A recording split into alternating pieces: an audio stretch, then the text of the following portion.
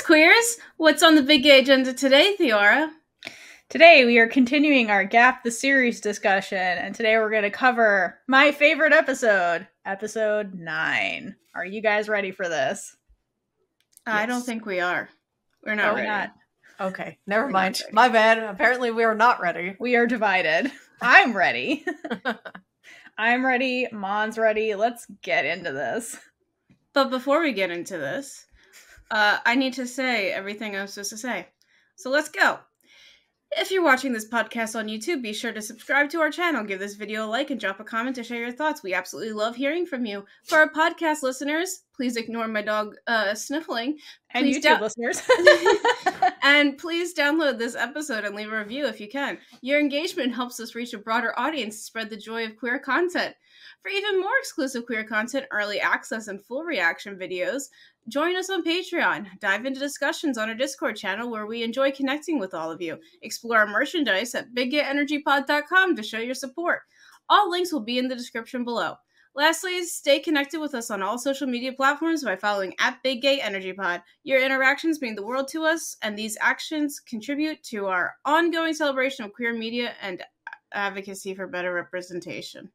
And specifically for Gap the Series, when it comes to Patreon, we will be putting extra Gap the Series content on there because you guys requested more reaction videos, which will basically be these discussion episodes with the video playing. So if you're into that, come be a Patreon member for $5 a month. You'll get access to that. We'll be slowly putting the episodes out as you record them in case you missed this announcement in our last episode. So check that out if you want more Gap content specifically.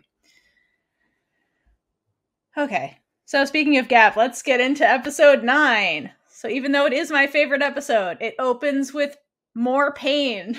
Mm-hmm. So poor Mon is absolutely devastated. And I swear, if we took a shot for every time Mon was upset, we'd all be dead. Mm-hmm. And I think if we took a shot every time Sam said something she didn't mean, we'd also be even more dead. We wouldn't make it past the first episode. That is true. Yeah. Okay, so Mon's sad and crying her little heart out all night. And then we cut to the next day with Kirk and Sam. So Kirk basically calls Mon and he's like, "Hey Mon, my bad." Basically, "I'm sorry Sam was mad at you because of my fuckery." So I cleared it up with her. You don't have to lie anymore about Facebook specifically. I didn't tell her about the other stuff. No. I don't let her about Facebook anymore. Mon's like, great. Mon is exhausted because she didn't sleep and she's just emotionally drained. And she's like, whatever, Kirk, please get off the phone. So they hang up and then Kirk goes to meet Sam for coffee, I guess. And he's talking to Sam. He's like, "Yeah, I talked to Mon. She sounded terrible on the phone." And Sam's like, "Oh, did she? Gay panic." So the two of them in this conversation, they make promises to never lie ever with each other, which is so stupid because they're both lying to each other actively, because Kirk has the opportunity to be like, "Sam, by the way, the merger that I've been scheming, that's a huge thing I'm lying to you. It's bigger than the Facebook thing." But he's like, "Yeah, I won't lie anymore." Locks lips, throws away key. And Sam's also like, "I'm lying to you about dating Mon." So they're both mutually lying to each other. And so I hate that they agree to this, because there's no way either of them are keeping this. They're both still being deceitful with each other. And I hate that Sam also doesn't capitalize on the opportunity to come clean with him, because she knows she needs to. And it's just this would have been a good opportunity, because he's like, "Hey, you're lying. I'm lying. Let's just clear all this up for right now." I hope everyone was screaming at the screen, just talk to each other, because, again, this is the perfect opportunity for them to just stop lying. Yes, as you're making a promise to stop lying, I agree. But by the end of the scene, I realized the thing that Kirk and Sam truly have in common is they're both giant cowards. They are. We've known Sam as a coward since the beginning, and then Kirk is just the puppet for the grandmother. And so here they are, they had the opportunity to do the right thing, be brave, be true to their words. Both of them opt out, and instead they're like, no secrets, And then if you look at the shot of them, they both guiltily can't even look at each other after they make this promise. They're like, we'll just be mutually deceitful. That's totally fine, because confrontation is bad. I hate confrontation, like, is essentially the two of them. So they're both cowards. Maybe that's what they bonded over as children. Who knows? Must be.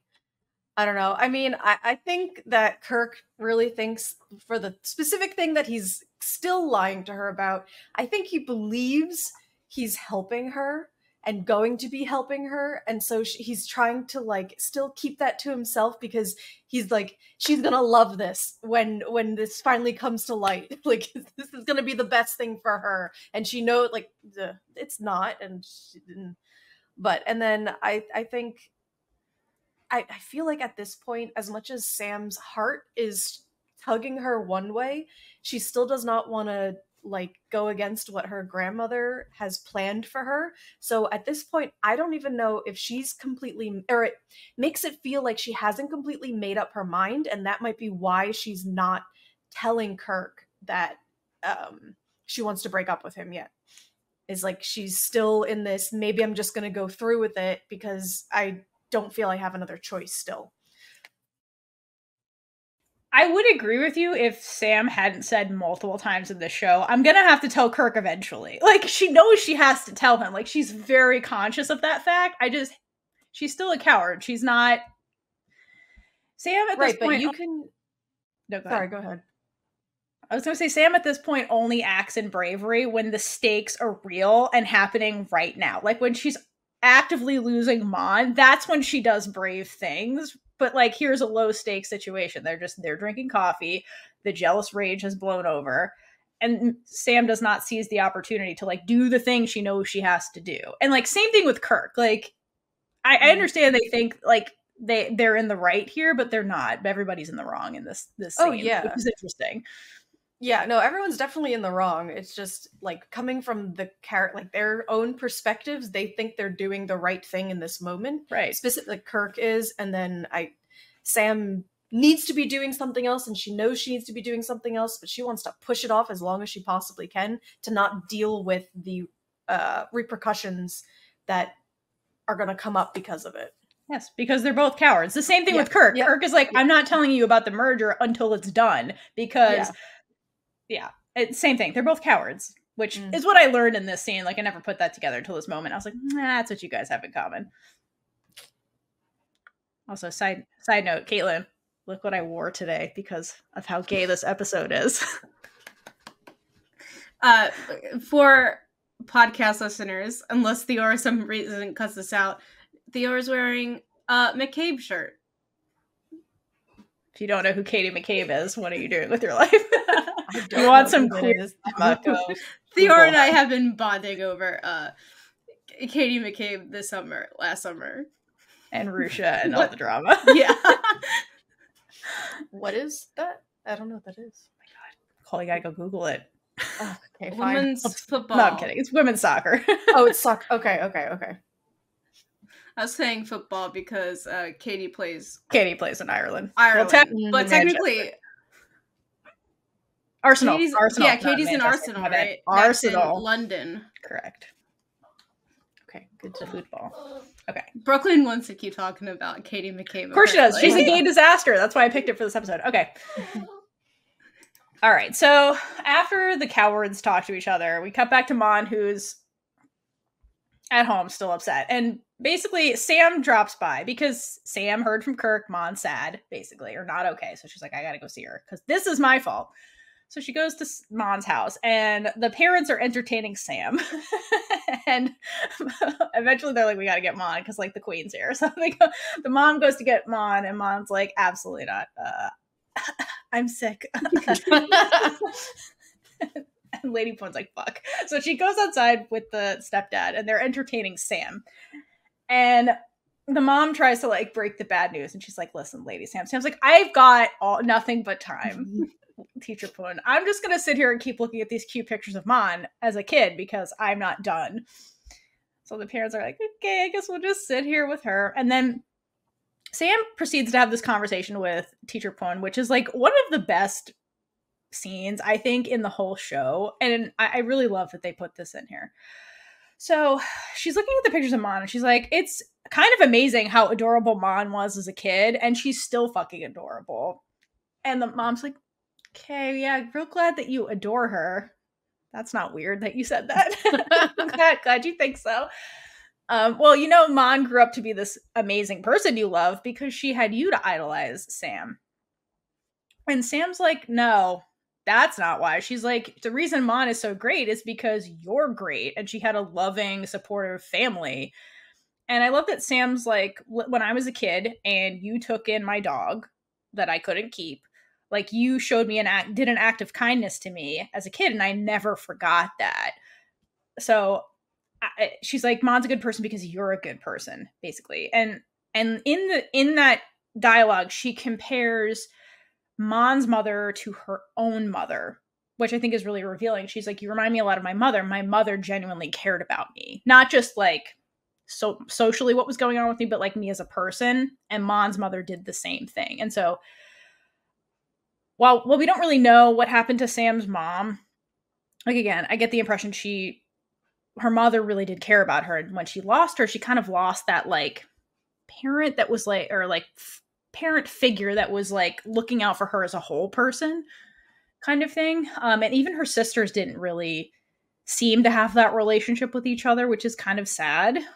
So I like that Sam seems to have that bond with Mon's mother. So I hope in the future, like after the show ends, that like Sam is able to kind of have that relationship with Mon's mother and maybe like heal her inner child and like and have somebody that like genuinely cares for her like that, the way Mon is so lucky to have, you know? Yes. Yeah. This brings me to my theory that I have been working on. Ooh. That I completely forget, so I should read word Nice. from word what I wrote. I know some of it, but not enough to explain it without reading. Okay. So my theory is that Sam's parents, or at least mom, recently passed away at the time that we see her as a kid in the show. Like, first see her. And Sam and her mom, at that time, were talking about getting a dog before she passed. And when she did, Sam tried to get a dog to keep the mom's memory alive. And she knew she had to hide the puppy, though, because even then she knew things wouldn't be the same. And she would start having to hide herself. Because I'm assuming that her parents and her had, like, a good relationship. And that's why she wasn't, like, beaten down as a child until afterwards. Anyway, when Mon and her mom showed her kindness and took the dog in, this was the first time she had this affection since she lost her mom, and it meant even more to her. So maybe Mon's mom was like a stand-in mom for her while she was at school. For sure. I agree with that piece for sure. I like how you made the dog this giant symbol of love. That tracks. I don't know about Sam's parents, plural, because we never hear about her dad, but at least the mom. That tracks for, like, the mom. Also, try saying Mon's mom 5 times fast. What is it? 3 times Mon's fast? mom. It's like Mon. Yeah. And Cham Cham. Yeah. Teacher Poon. Yeah. Okay. But basically this interaction continues and Mon's mom sings Sam more praises. And she's like, Sam, you're the best. You're so smart and just like, I don't know, competent and wonderful. And you haven't changed at all. Like, Mon told me you changed, but I still see the same kid I saw all those years ago. And Sam's like, yeah, you're right. I haven't changed. I'm still a giant coward. And I like that she says that out loud, like admitting what we've been seeing the whole time, that Sam is self-aware of her biggest like fault, essentially. And in this moment, like, she just like, she didn't fully fight for Sua, because you're right, Kaitlynn, if she, like, you mentioned this a while ago, you're like, if Sam really wanted the dog, she'd figure something out. But like, she gave up so easily. Like, she was like, I got the puppy, it's been an hour, I can't keep the puppy. She tries to leave it in a parking lot, which Sam, well, that was wild. But she didn't actually fight to try and keep the dog, like, at all. She just gave him up. And she does the same thing with Mon over and over and over again. Like her wants versus like what her actions do ultimately in the end never align up to this moment. And so like, and Sam is very aware of that. So I like that she says this out loud. I think that's really important to hear. then the mom's like, well, okay, I don't know where this comes from, but she's like, you know, what you should do, she basically gives her this advice where she's like, you know, you should probably take some time to do things for yourself, which I think this advice is really interesting. And I think it's something that sticks with Sam. And I think this is how we get to the end of this episode. But she's like, you should take some time for yourself, see what your heart really wants. Sam files that shit away. Then the mom's like, you know what you should also do? Is you should take care of Singa for a day. And I guarantee you'll be more exhausted than if you worked an entire day at your job, which I thought this was really funny that she brought this up. And also, I would pay to watch Sam try and take care of a dog for a whole episode. Can you imagine how funny that would be if we just had Sam trying to take care of the dog? A puppy, though. That's not housebroken, because I think that would be even funnier. I mean, it goes for an elderly dog. How long before Sam calls Mon? 5 minutes. Yeah. And like the whole house is in disarray, and just like I would pay to watch this because I think it would be really funny to watch Sam, which inevitably would be Mon and Sam, try and take care of the dog. I think it would be so. What if she takes the dog to work? I think that would be so. Anyway, I would pay to see that. That'd be hilarious. I would take anything with more dogs. It writes itself. But like, imagine her taking the dog to the office, and then like poor Auntie May has to like. Yeah, that's what I was thinking. It would just be such a mess. I'm picturing, no matter where it is, but the dog gets toilet paper stuck to its paw and is just like running around the office. It would be so funny. All I'm imagining is the dog is Sam is just like showing videos, like, you know how Mon was showing a video of, I think it was Sam to the dog. I think that's all it would be. It's just them sitting on the floor. Sam and the dog sitting on the floor and just showing videos while the dog is just like, what are you doing? What is this? It is canon that Sam watches a lot of television. Yeah. So yeah. Just watch TV together. She would watch TV with the dog. So while the house would be like in disarray and stuff, she would be on the couch watching TV with the dog when Mon comes in, and she's like, Theora, while my dog barks, sit. I need to say something. Okay. She'll discover dog TV. Oh my god, sheep TV? Yeah, my sheep dogs and love ducks. Sheep TV. My dogs watch ducks, dog TV, but ducks for dogs for 8 hours when we leave. So that's the only thing that keeps them from barking. Don't know why. Sam would put on the lion mating video. Because she's not a great parent. Let's keep it 100. Not everyone needs to be a parent. Like Jim. Oh my god, if she calls Jim for advice, that'd be anyway. Where is this episode? Anyway, okay. All right, let's move on. We could be here all day. Okay, so while this scenario is playing out in Sam's head of taking care of Sua, Mon gets caught eavesdropping by her stepdad. This scene is actually kind of cute. Like, Mon is mad, obviously, but she's like creeping around the corner watching this interaction that's actually really cute, which is like Sam bonding with her parents, which in any other circumstance, and Singa, sorry. In any other circumstance, this would be extremely endearing, but Mon is big mad because she has every right to be pissed off at Sam right now. So the dad catches her. He's like, hey, Mon. And she darts to the kitchen, and she's like, listen, I'm just grabbing water and then I'm going back to bed. I am not here to talk to Sam who? And the dad's like, okay, calm down, Mon. And he's basically like, listen, Mon, like, the queen's here, and the queen is your boss.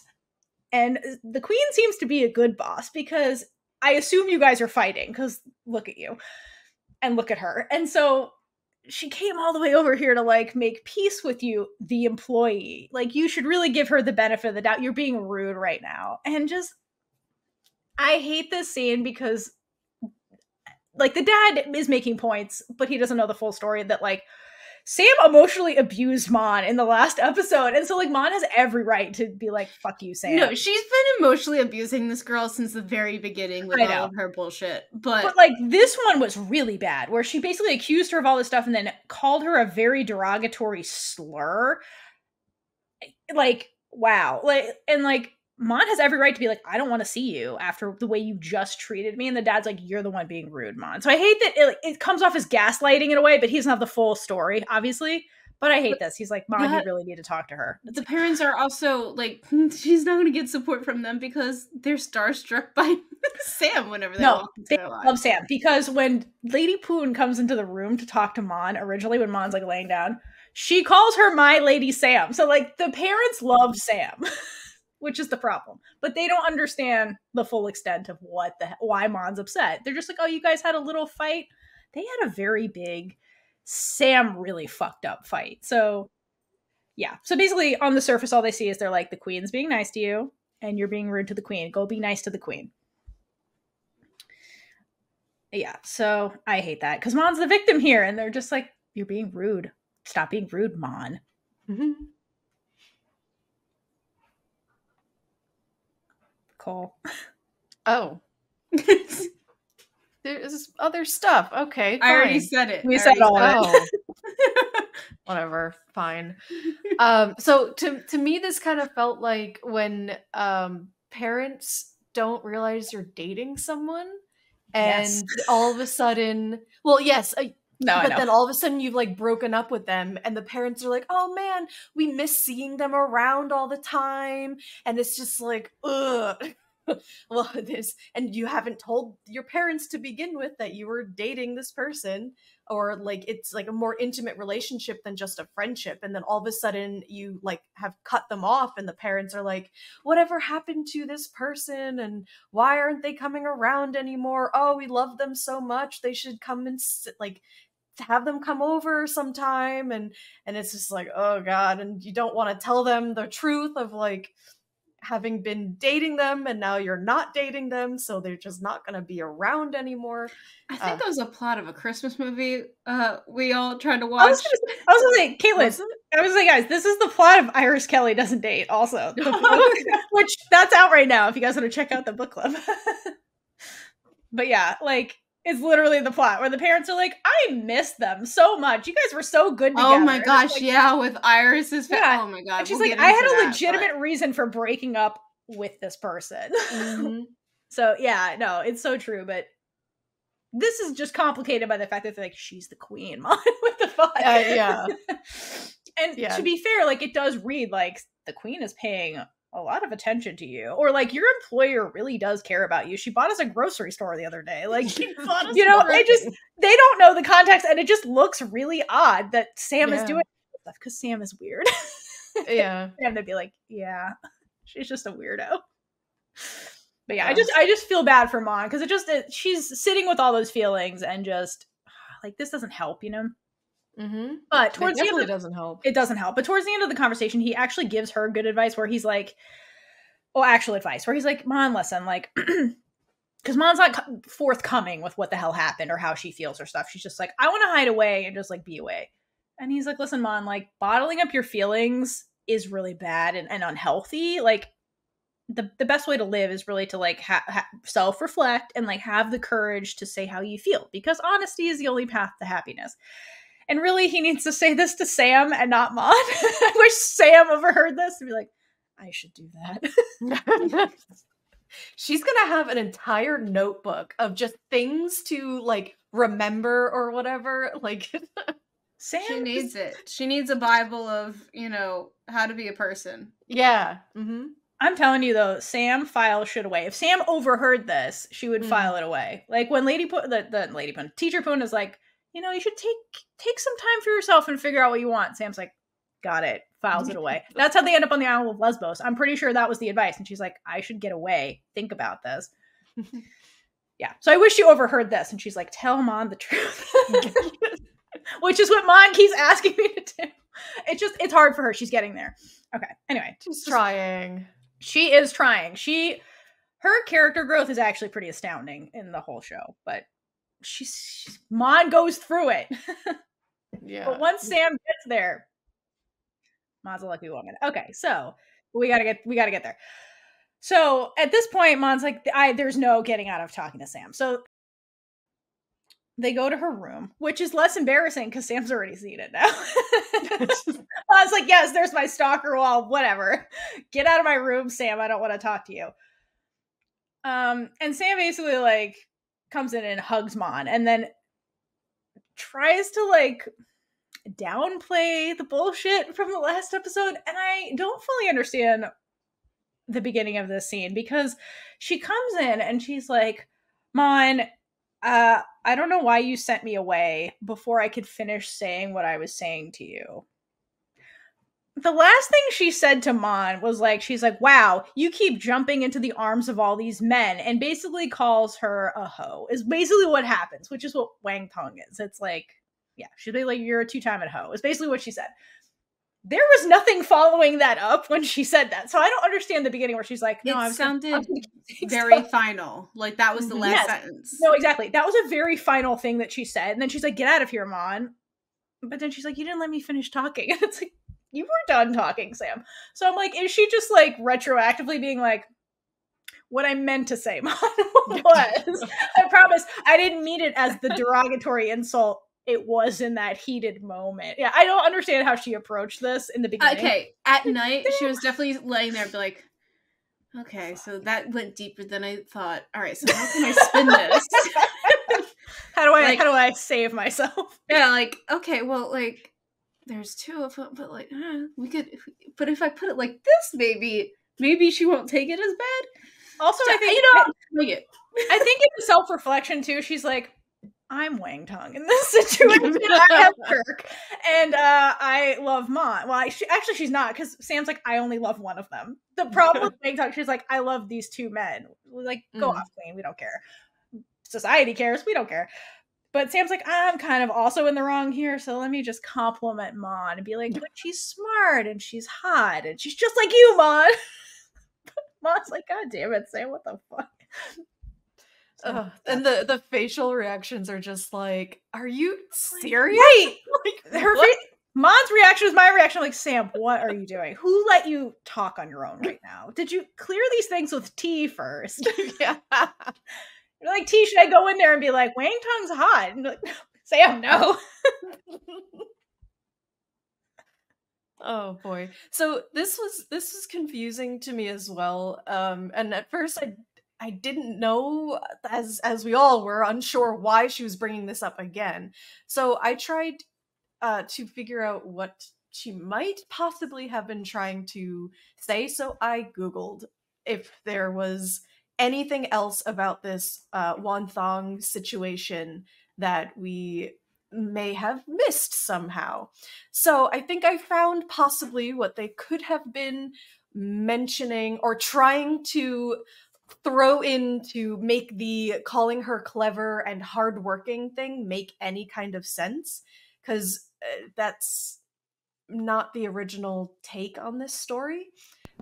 So there actually was a show that came out in 2021 called Wan Thong, and it's a spin on the original folktale of I'm going to pronounce this really badly, Kun Chang and Kung Fane. Those were the two lovers she was into. Yeah. So the original story is where Wan Thong gets beheaded at the end for not being able to decide between the two of them. But in this new version, which I found a summary of, because I did not watch it, I want to, but on Thai PBS World, it's being told from Wan Thong's point of view, and it's basically saying that a beautiful lady who rises to fight for her dignity, and she wants her voice to be heard, and she thinks women and men should be equal.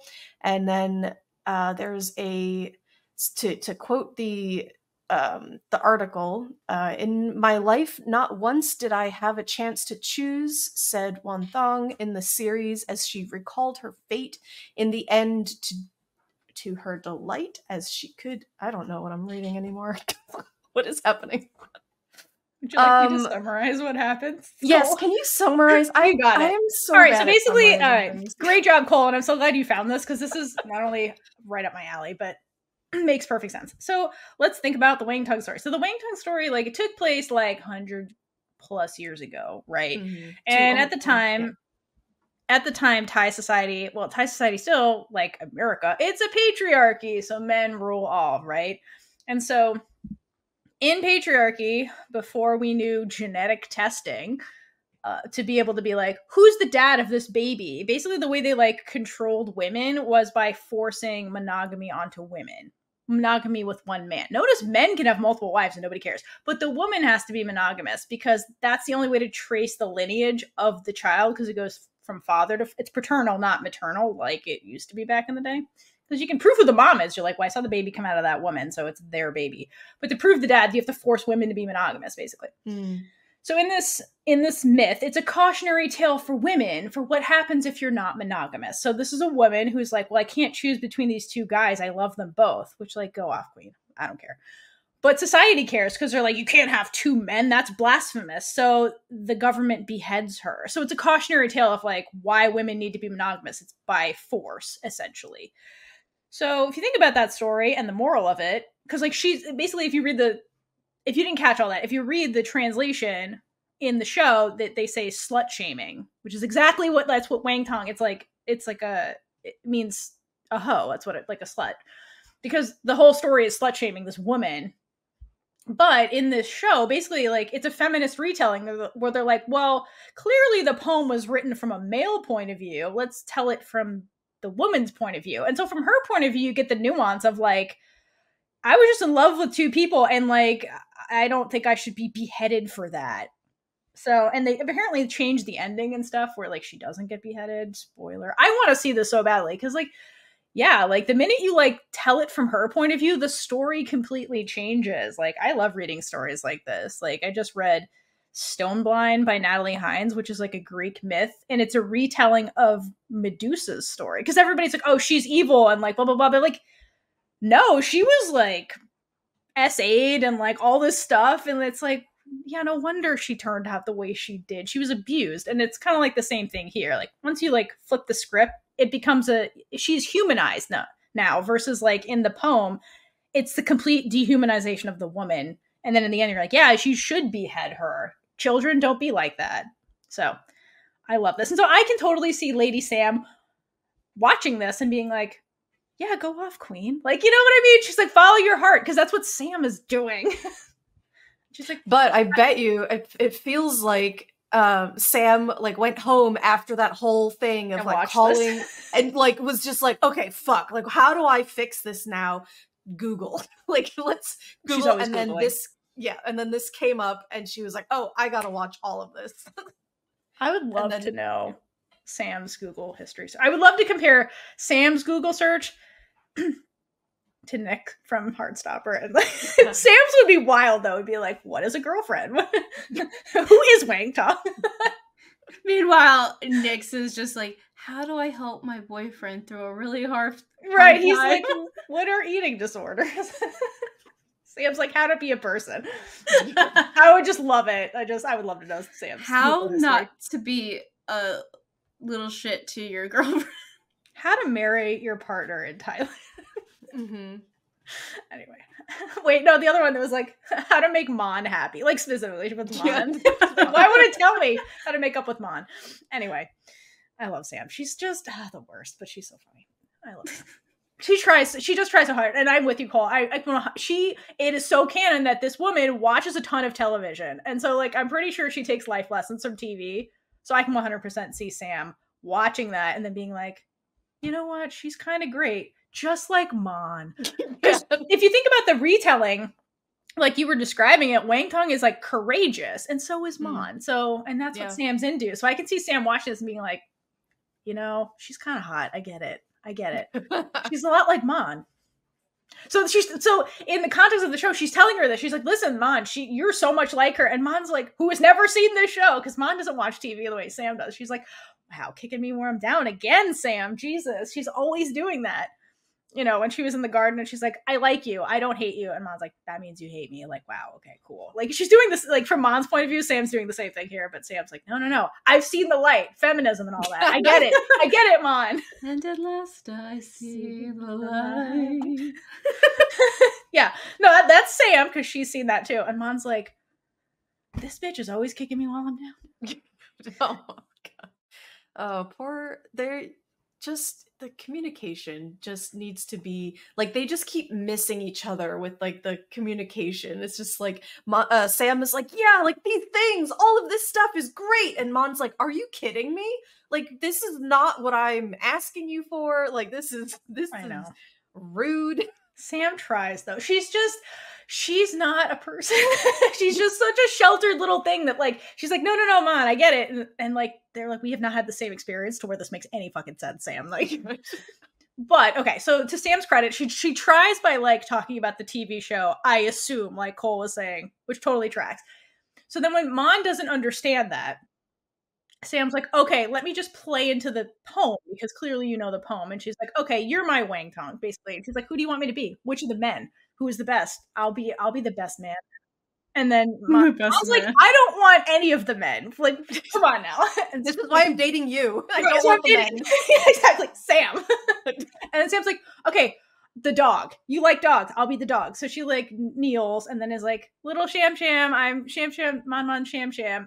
Which Mon can never resist. I think this, if the Google search could say how to make up with Mon, it would just be like, be a dog. That's what it would say, because it works every time. It works every single time. Mon's like, okay. And like, Sam really plays into the myth though. It's very cute, and she's like just trying to get her to smile, and it starts working, and she ends it with the Sham Sham thing, which Mon finds irresistible, like clearly. And so once she gets Mon to like loosen up a little bit and like laugh and acknowledge her presence versus being like, say, get the hell out of here, that's when Sam actually apologizes. I like the way she did this. Like, I think like normally I'd be like, can you just apologize immediately? But I think she was trying to get like Mon to like cool off a little bit, because she clearly, Mon was very agitated, and so she's like, okay, relax. Now listen to me. Also, Sam's a disaster. It could just be that. But she generally apologizes to Mon, and she's like, listen, I was so fucking jealous. It was ridiculous. Which, like, this was cute to hear for Mon, because like Sam, like Kirk said the same thing. He's like, wow, Sam was so jealous of me. That was kind of hot or whatever. And I think Mon was so upset. She's like, wow, whatever. So Sam's like, no, I was jealous that men were coming after you. Like, and Mon's like, really? Interesting. And she's like, listen, I was just so jealous. I just said all those horrible things. And like, I'm really sorry. Like, it hurt me to say those things too. I was just upset. And like, then she says a very interesting truth to Mon to kind of just like completely seal the deal with this. She says, from now on, no matter what you do, what you want, and no matter what you want me to do, just say the word and I'll do as you wish. All I ask is that you come home. So basically she's saying, from now on, whatever you want, from me, it's yours. Just please come home with me. That's all. But Kaitlynn, Mon has seen this film before and she didn't like the ending. I think I've seen this film before. I love that song. Is that Taylor Swift all the time? Yeah, of course, Cole. I was like, I don't recognize that. Do you know what song it is, Kaitlynn? Exile? Hell yeah. TikTok. I really like that song. I love that song. Okay. So, Mon's like, we've been here 1,000,000 times, Sam, and every time you disappoint me. So, I'm just going to double check one more time that, do you really mean you will give me anything I want? And like, she means anything. And Sam's like, yeah, of course. And Sam's energy in this scene is basically like, I would give you the universe if that's what you wanted, Mon. Just say the word. It's all yours. And like, the sentiment is cute, but I think really Mon, very basically, is just like, I just want honesty from you. Like, pure, blunt, all unadulterated honesty. That's it. And she's like, okay, I can tell you're being honest with me in this moment, so I forgive you for now. Let's go back to your house.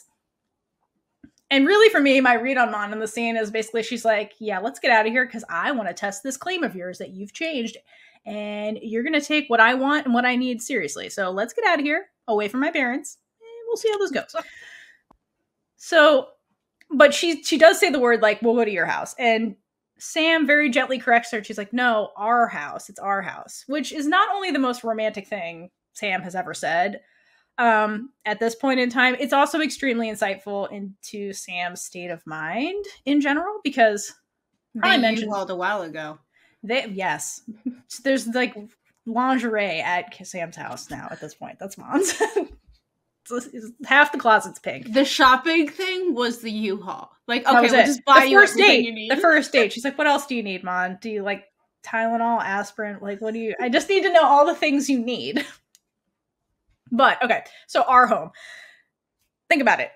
Sam has this giant mansion, and that's always been her sanctuary, because, like, she's kind of gets to be who she is in the giant mansion, like, away from the grandmother's eyes, away from Kirk constantly staring at her, like, no humans except maids are allowed at this. It's like, it's her private place where she gets to be herself, because she always has to perform and wear the mask and, like, all that kind of stuff. So that's where she gets to be, like, unabashedly herself, essentially. The first person she ever welcomes into the giant mansion as a guest is Mon. And the thing that distinguishes a house from a home is love. And I don't think Sam has ever thought of this house as a home before Mon showed up. And before Mon became, like, a fixture of the house. Now Sam's like, I can't even be in this house without you. Like, what is the point of being here? So just like work. Yeah, exactly. Yeah. Work gets replaced with Mon towards the end of the season. But what Sam is actually admitting in this moment, where she's like, no, our home, what she's admitting is that Mon is really her source of love and happiness, which she doesn't vocalize with those exact words until the finale. But she's basically saying it here with, like, this statement and the way she behaves around Mon in the giant mansion. So very indicative of her headspace and what she actually thinks about Mon, because Sam has a hard time saying exactly what she feels, but she does things that show exactly how she feels. It is worth noting, though, that when she says things like this, at least up to this point, they are still alone behind walls. Nobody else can see this interaction. It's just a private moment again. So Sam is still in the place where, like, she can say things honestly and candidly when it's just her and Mon. Once other people get in the mix, that's when Sam doesn't know how to be her authentic self without some level of, like, poker face, contrarian behavior. Panics. Exactly. Yeah. Because if you think about it, like, it's hard when she's clearly very comfortable with Mon. And so she's comfortable with, like, just saying how she feels without thinking about it, but she's not comfortable with other people yet until she gets into situations where she's about to lose Mon, or it has to do with Mon. Because in the past episode where, like, Nop was like, are you guys dating? And Sam's like, yeah, the fuck we're dating. Like, she will be candid when it's like, it has to do with Mon and she's really upset, or, like, she's about to lose Mon. But outside of that, she still does the hesitating stuff. Mm-hmm. Before we move on, I did like your choice of words for calling the mansion her sanctuary, and because it wasn't her home, and I think you're right about that. I think it was a safe place without her grandmother, but it was just safe. Like, there was no other attachments to it until Mon stepped in there and became like you called, a fixture of the house and everything. Like, I think that's and it became a home from that moment. And she was like, oh, you know what? I do like being here with somebody else. And it doesn't have to just be this, like, very, like, a cold place. Yeah, because the reason I choose those words, and you're right, I chose those words very specifically, is because, like, look at the place. It's so sterile looking. Like, there's like nothing really in it. It has, like, no personality. Like, it's chic looking, and there's nice furniture, and she's got, like, clap lights, and it's, like, a very nice place, but there's no personality at all in that mansion. There's, like, nothing in it. There's no pictures anywhere. Like, it's very sterile. I think Sam opened one of those, like, furniture brochures, saw a sample thing, which was like, yes, that one, put it there. Give me that. Yeah, no, exactly. I don't think none of her personality is really, it's a void of personality. And, like, yeah, and it doesn't start changing and brightening and, like, becoming more of a home until Mon starts actually being there. I think that's why Sam chooses to call it our home, not, like, because before she's like, come to my place, not home. So I don't think she really knows her personality until Mon either. I think she's been, like, avoiding her personality since she was a kid because negative reinforcement. I mean, we see the scene later where it happens, but so we'll get into that. I think it's the last episode. it's a safety mechanism. It's Absolutely. something. She's trying to protect herself and trying to be safe, and her being herself causes problems within the only people she has close to her.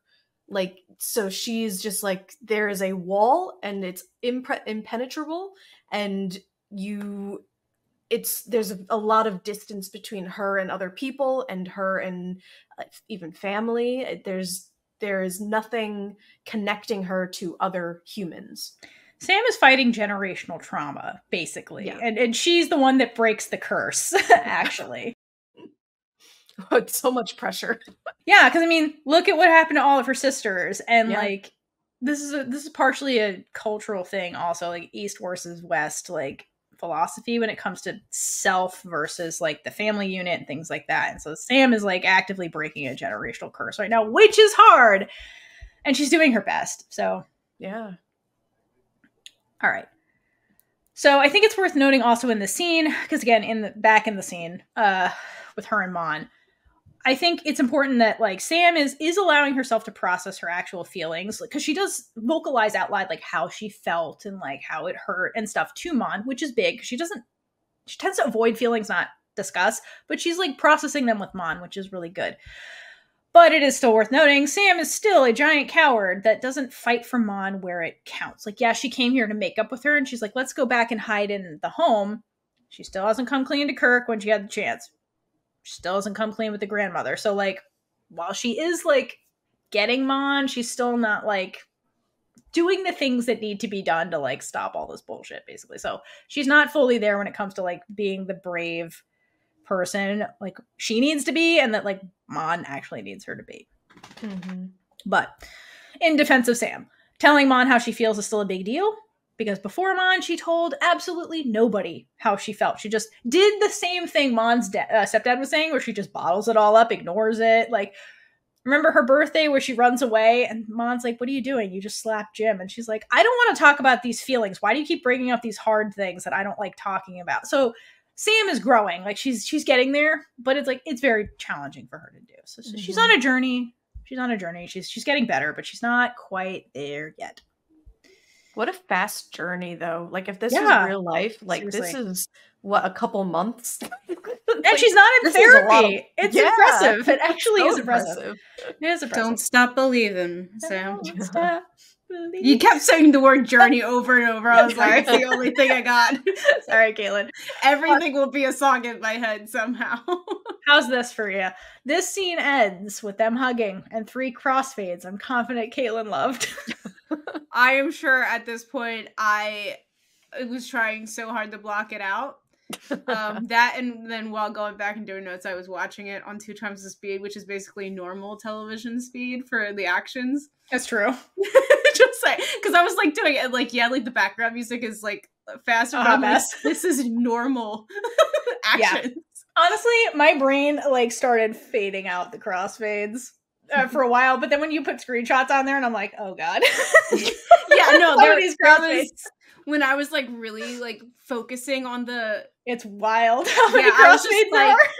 That, like, the one that I know you're talking about so later funny. Episode is just like, I can't ignore this. I know, it's so bad. It's so stupid.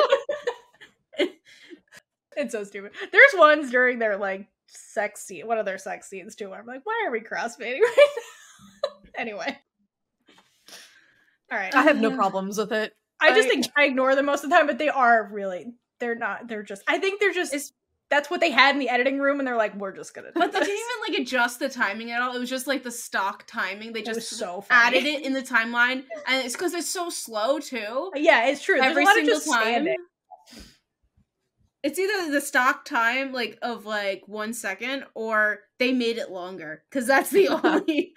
Yeah, because like in this scene, basically like they're not moving, they're just hugging, and it crossfades to show Mon's perspective, Sam's perspective, Mon perspective, which is not what you use a crossfade for. No, you can easily. Okay, so my editing teacher was basically like, take out the crossfades. If it works with just you doing straight cuts, it's fine. You don't need it. And even if you think you need it, you don't need it. I know. So I was right. Kaitlynn loved this. I like crossfades. Call. Oh. Anyway, let's go back to the house. So Mon agrees to get out of there, and they go back to their house. And by the time they get back to their house, it is now nighttime. So Sam must have taken the long route back home. Oh yeah, the timing of scenes when it was like light and then immediately darkness. I'm like, where did the sunset go? I'm pretty sure like Sam just like took her on a romantic scenic drive because she had to call the maid to be like, fix this place up.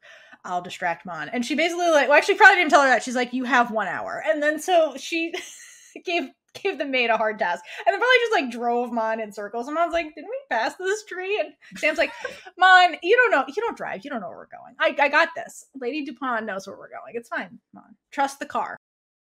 Mon's like, all right, whatever. So eventually they get back to the house. It's nighttime. And Sam's maid miraculously set up this romantic dinner by the pool for Mon. Okay. And I have to point out, there's at least like 20 candles, like tea candles, like lining the pool. There's like the dinner candles. There's candles in the corner. Who lit the candles? The maid or Sam?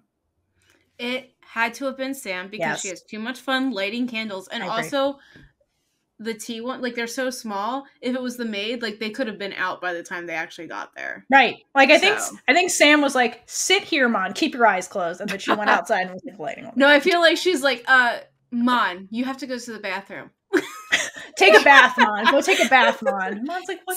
I don't take a bath, Mon. But then Sam would have to light all the candles in the bath. Like, because Mon can't just take a bath. It has to be romantic. So Sam's like, wait, lights all the candles, go in the bath. And then she has to go light the candles outside. And then, like, that takes her 10 minutes. Mon's still in the bath. And she's like, Mon, get out of the bath. She's like, you're done. You're done. You're done. Trust me. She doesn't knock. She just walks in. Yeah, no, she walks in. She's like, Mon, you're done now. Like, lets the water. Sam is so impatient. Yeah, though she would 100% end the bath for Mon. Blows out all the candles while Mon's getting changed. And then she's like, close your eyes again. Let's go. You know, though, I think they would have shown us Sam, because Sam likes lighting candles so much, and we've seen every other scene with her having lit the candles. I feel if she did light them, she would have been filmed doing it. Like, it would have shown her lighting each of the candles. Maybe even though they look real, they're fake and they're on timers, and she just has them out all the time because she loves her candles. They're not, though, and there are other people. I know. Hey, I was giving other theories, Theora. That's what but this maybe, podcast maybe is Sam for. had a sadness moment. They're from the night before. Like, she lit all the candles and sat out by the pool by herself without Mon. And they just happened to be there. And she's like, I should just light these real quick. Side note, though. Okay, so Sam likes to name inanimate objects. Does she name her lighter? Because I'm pretty sure she has to have a name for that lighter. She names the car. Yeah. I don't know what she would name it. It's about something in Thai after a TV show or a song, because that's who Sam is. Okay, so once Sam brings Mon outside onto the pool, she's like, you can open your eyes now. Look at all this ambiance. Mon's like, did you do this? And Sam's like, nope, the maid did it. Let's eat. So she's being brutally honest, which is hilarious. So she brings Mon out to the table. It's romantic as fuck. And there goes Kendra. And Sam does her chivalry thing. She pulls the chair out for Mon. Mon sits down. And Mon's like, great, I'm starving. And Sam's like, before we get there, look at this gift I got you. And it's the bracelet that Mon pointed out on their first date and was like, oh, that's pretty. And Sam's like, that cheap thing? Really? So Sam bought two because she was planning ahead on the first date. So she's like, okay, Mon likes this. I'll get two. And it's really cute. She's like, look, there's one for me. There's one for you. These are our like matching bracelets. And I think it's cute that she bought it because Mon liked it, bought two, and then had all of this planned. But I don't like that she used it as a like, forgive me for being an asshole gift. But like, I mean, here we are. It would have been cuter if they were just like watching TV and be like, hey, Mon, I got you something. We've been dating for 1 week. You know what I mean? Yeah, exactly. And I'm sure she was like, I'm going to save this for a special occasion.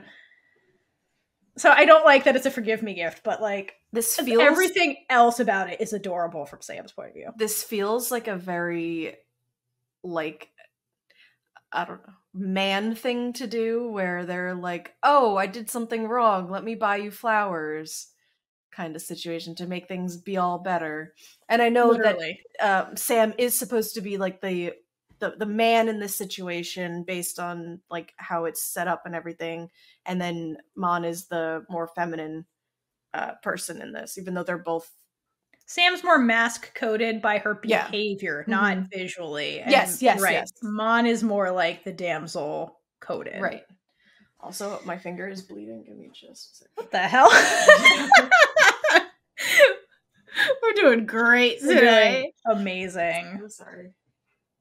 All your fault. Okay. It's okay. Please take care of that. Cool. It's fine. Yeah, we're okay.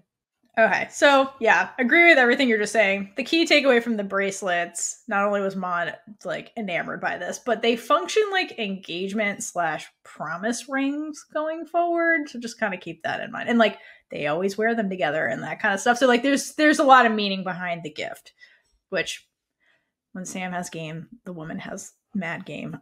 Just I need to keep pointing that out. She fucks up a lot, but like when she's on point, she's very on point. Okay. So then they actually start eating dinner and stuff, and they're having a gay old time. And towards the end, Sam's like, should we drink, Mon? Which is code for, do you want to have sex? And I love that Sam is just immediately thirsty in all the ways. Like, dinner's not even done. And she's just like, shall we? We know where this is. I've seen this film before, and I did like the ending. So let's play this out again. I think she's also trying to, like, there's a whole night she's like trying to like make sure Mon's not actually upset with her. But also she's like, I missed you.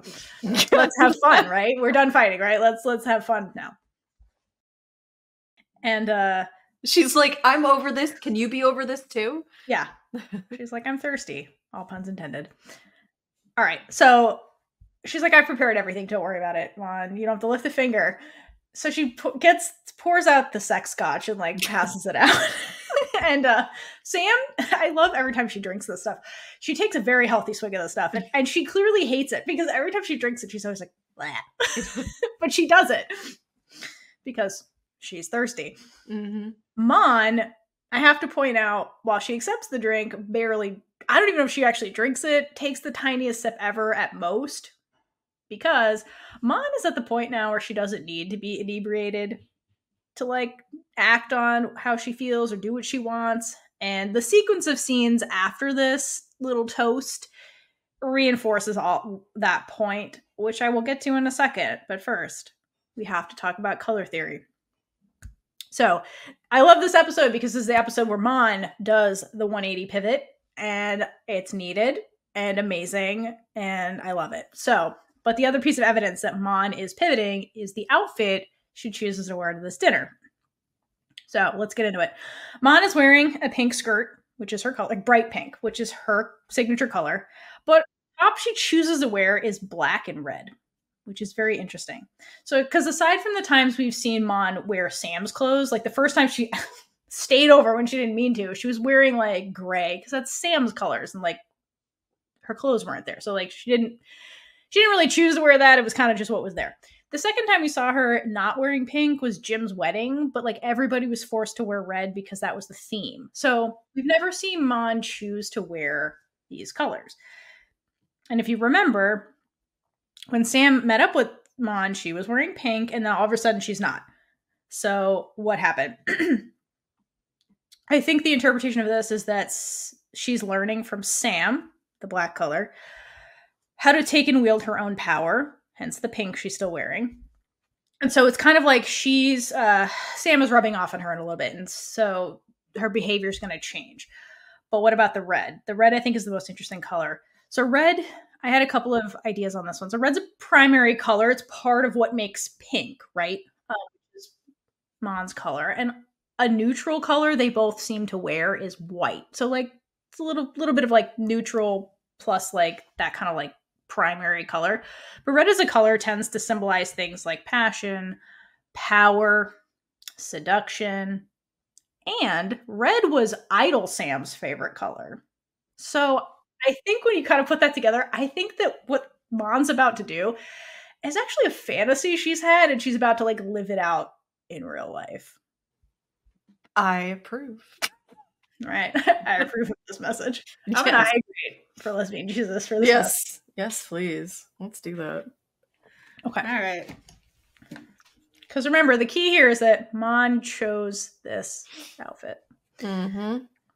I brought all the water to this episode.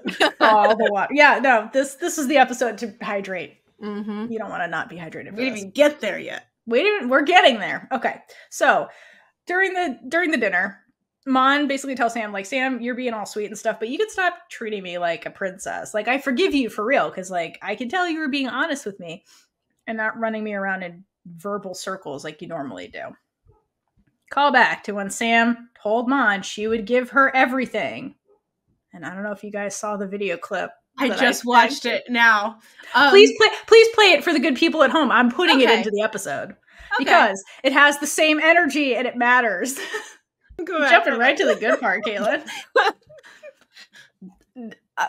I don't know if I have any Get words ready. now. What? So just to add to the episode the scene when they're watching the lions mating, the scene directly before that when Mon is sitting on the couch flipping through the channels is the scene from SCOY, SCOY. Oh, that's what they were watching? Yeah, that's what she was watching. That's really funny. Yeah. So anyway, that was all I wanted to add, but I just ironic, remembered that's really funny. You gotta plug your shit. Yeah. I get it. Good job, Idol Factory. All right. Okay. This is a scene from Killing Eve, and I have to bring it up because it has the same energy as the Mon and Sam scene from the bedroom. Please play. You give me everything I want. Yes.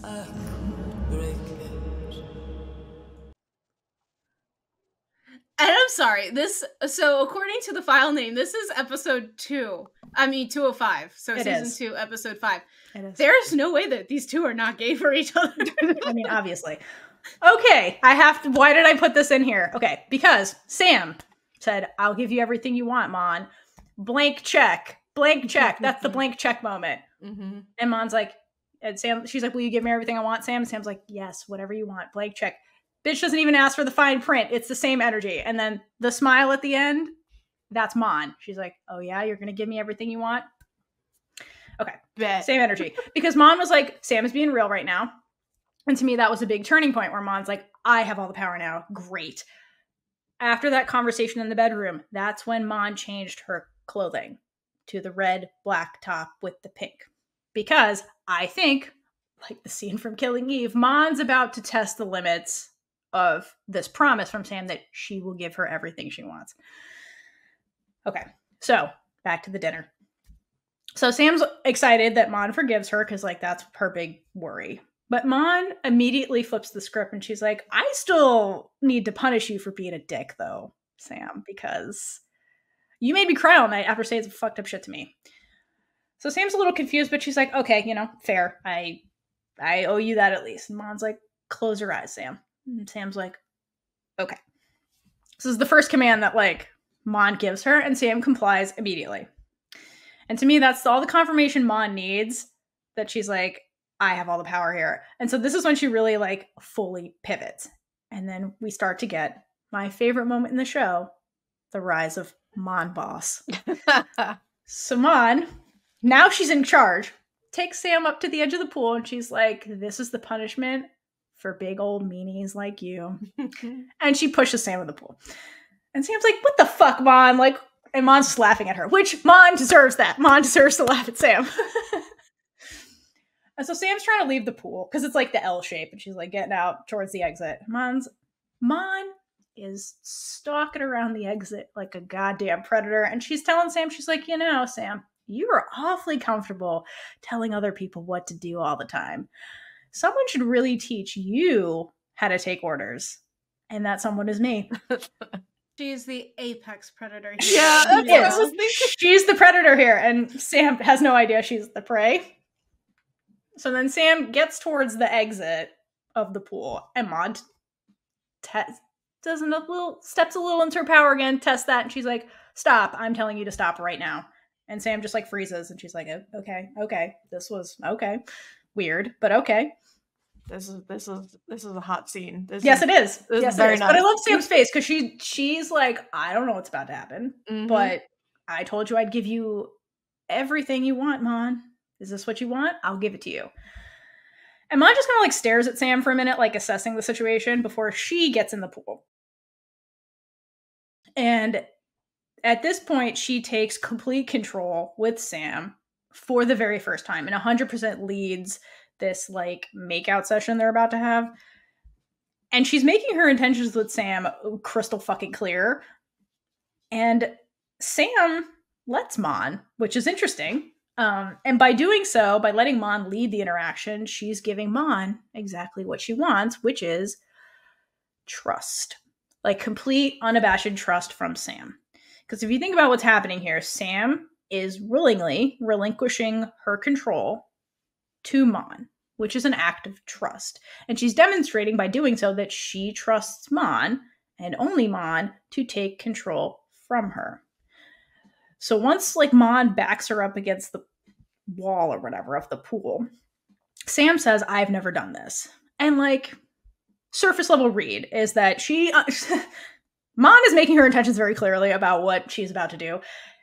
And Sam is like, okay, I've never done this before. Like, we've been in such sexy situations before, but never this one, Mon. I've never been the receiving end of this. So yeah, that is the surface read. That is 100% true. But I think there's a double meaning to what Sam is actually saying to Mon, because what we've seen so far is that Sam never willingly gives up control to anybody. Anytime she gives up control of something, she's being coerced into it by like the grandmother being like, don't you love me?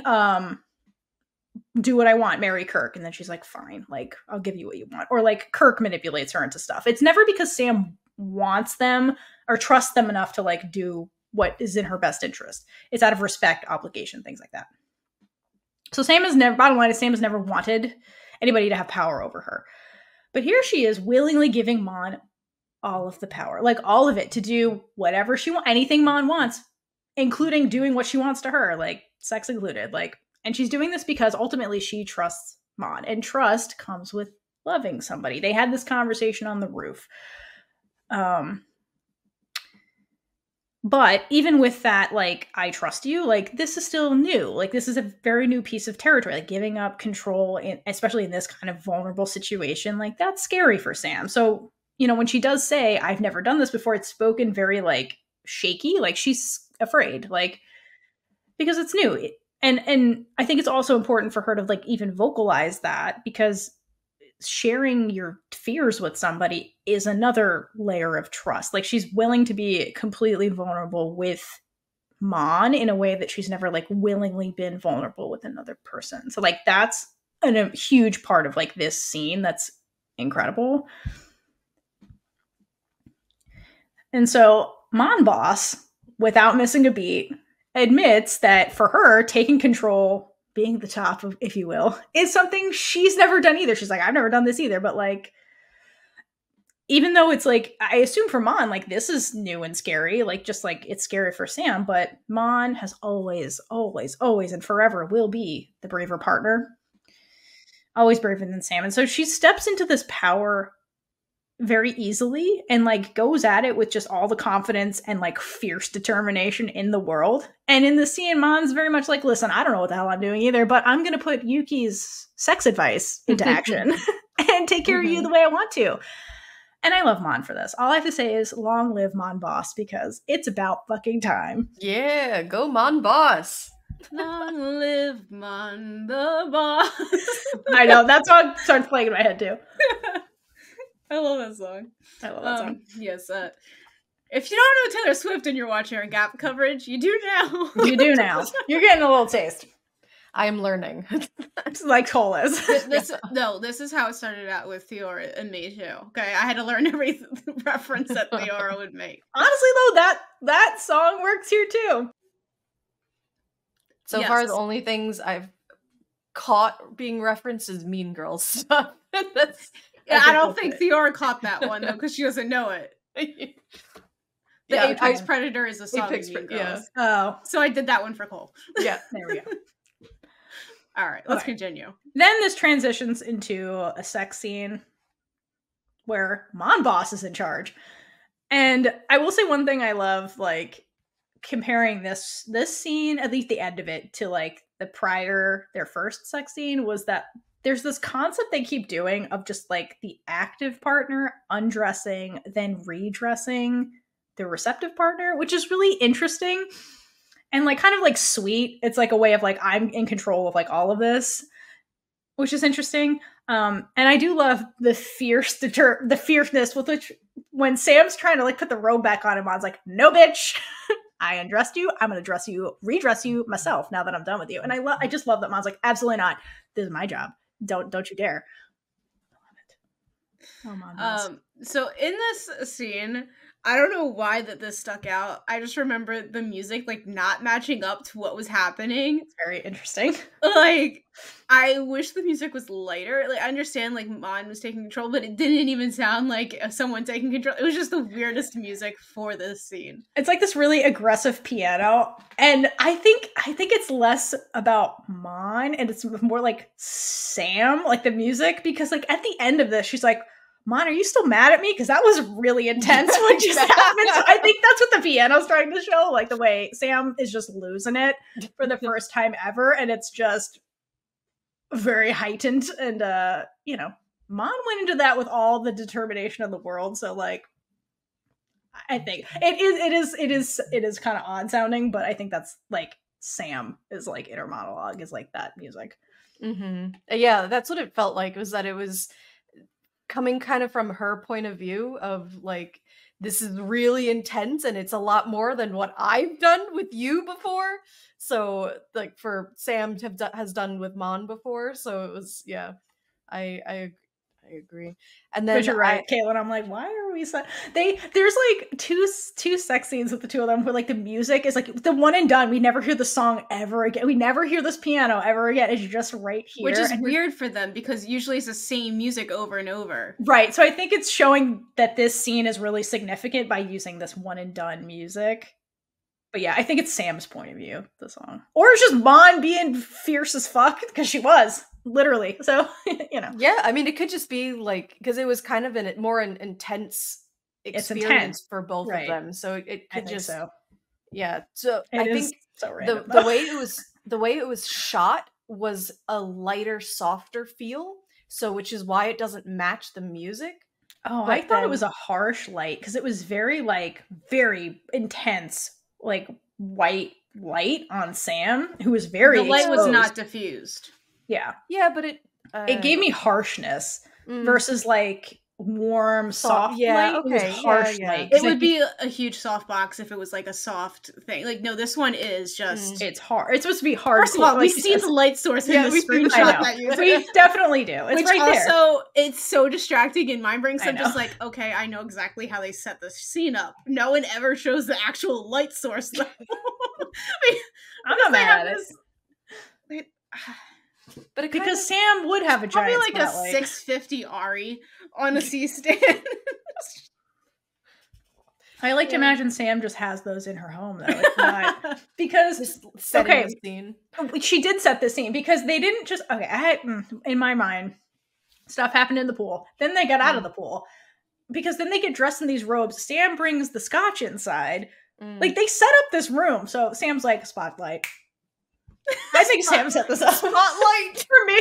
Maybe Mon did it. She's like spotlight. Either way, Mon's in charge. Mon's in charge right now. Either way, they staged this. No, it's like, Mon, since Mon's in charge, she's like, oh, I know that Sam likes lights, but she doesn't like put together and it's just candles, but light. So like, put a big light there. I know. You're right, Kaitlynn. What you said is canon. Mom's just like setting up like this giant light. Sam's like, "What are you doing?" And Mom's like, "Don't resist me." And just like, okay, no questions. Charge. It could also be Mon didn't want to take the time to light all the individual candles, so she's like one and done, one light. She tried. She's like, Sam, how do you do this? Oh my god, because Sam is the most impatient person in this relationship. So the fact that she sits there and diligently lights 1,000 candles is really saying something. Mon's like, fuck it, here's a switch, we're good to go. Let's go. I'm not waiting. Do you think Sam really has like a candle lighter though on her payroll?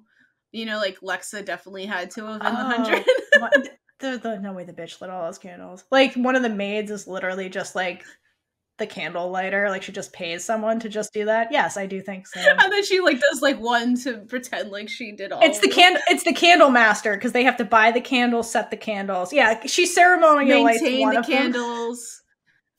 Yeah, and then puts them out, because like Sam's not gonna like blow out. They didn't come out of the pool and Sam's like, wait, we gotta blow the candles out.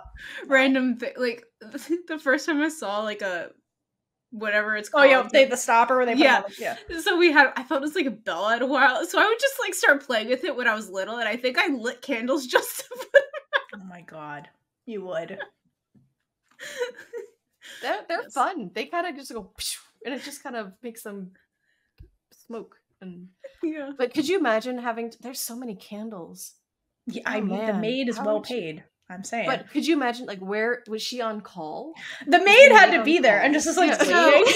I'm wondering if there's like a house near it or like a guest house in the back, kind of where because a place that I stayed in Mexico, the maid or like the housekeeper lived in another apartment. You're probably house. right. Sam is wealthy enough for that to happen. It's a servant or an attendant, as her grandmother calls them. Could you imagine when we were talking about it the first time with the candles, I was like, could you imagine if it was Auntie me just hanging out at the house? There's no way the office doesn't find out about this then, because she's the gossip. That's her name. Yeah, that's fair. Never mind. Okay, so but that would be really funny if it's probably like Auntie May's in the background, like light the candles out, and they're like having this moment. But she did it like once and then spread something in the office about something Sam had, and then Sam's like, nope, we're getting someone different. No, we can't do this anymore. This is real, but absolutely not. That'd be really funny.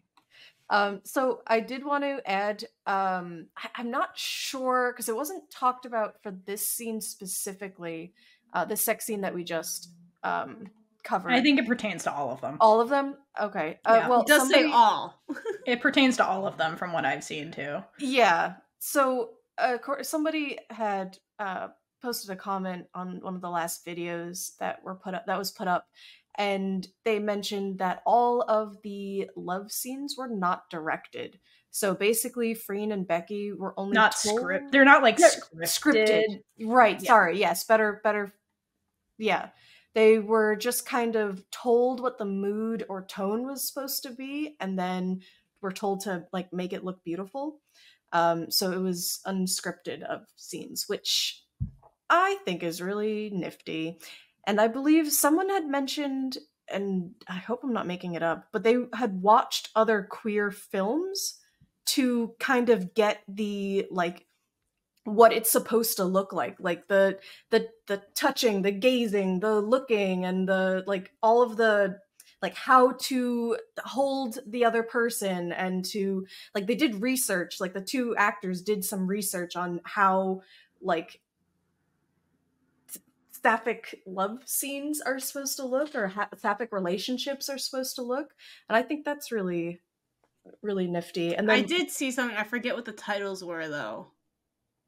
I know they listed the titles too, and I can't remember, but it was stuff that I've seen, and it was stuff that we covered. Yeah, I think so. I can't remember. I think was it Warrior Nun? I don't think it was Warrior. Watching Warrior Nun. I don't think it was Warrior Nun. Warrior Nun wasn't out yet, or at least the super gay stuff wasn't out yet. I don't think it was Warrior Nun. It was like maybe it was Clexa or something. It was something that like. Hence the candles. Yeah, maybe. Ooh. Hence the candles. But I do want to just say, because you have it written in here, the person who told us that it wasn't directed, and I'm gonna read this how I'm reading it in my head. Calais 28. And I'll say, like, yeah, the two actors, you guys did a hell of a job, but it's really shitty you were in that position to begin with, and you didn't have access to, like, an intimacy coordinator. We could have hooked you up with Robbie.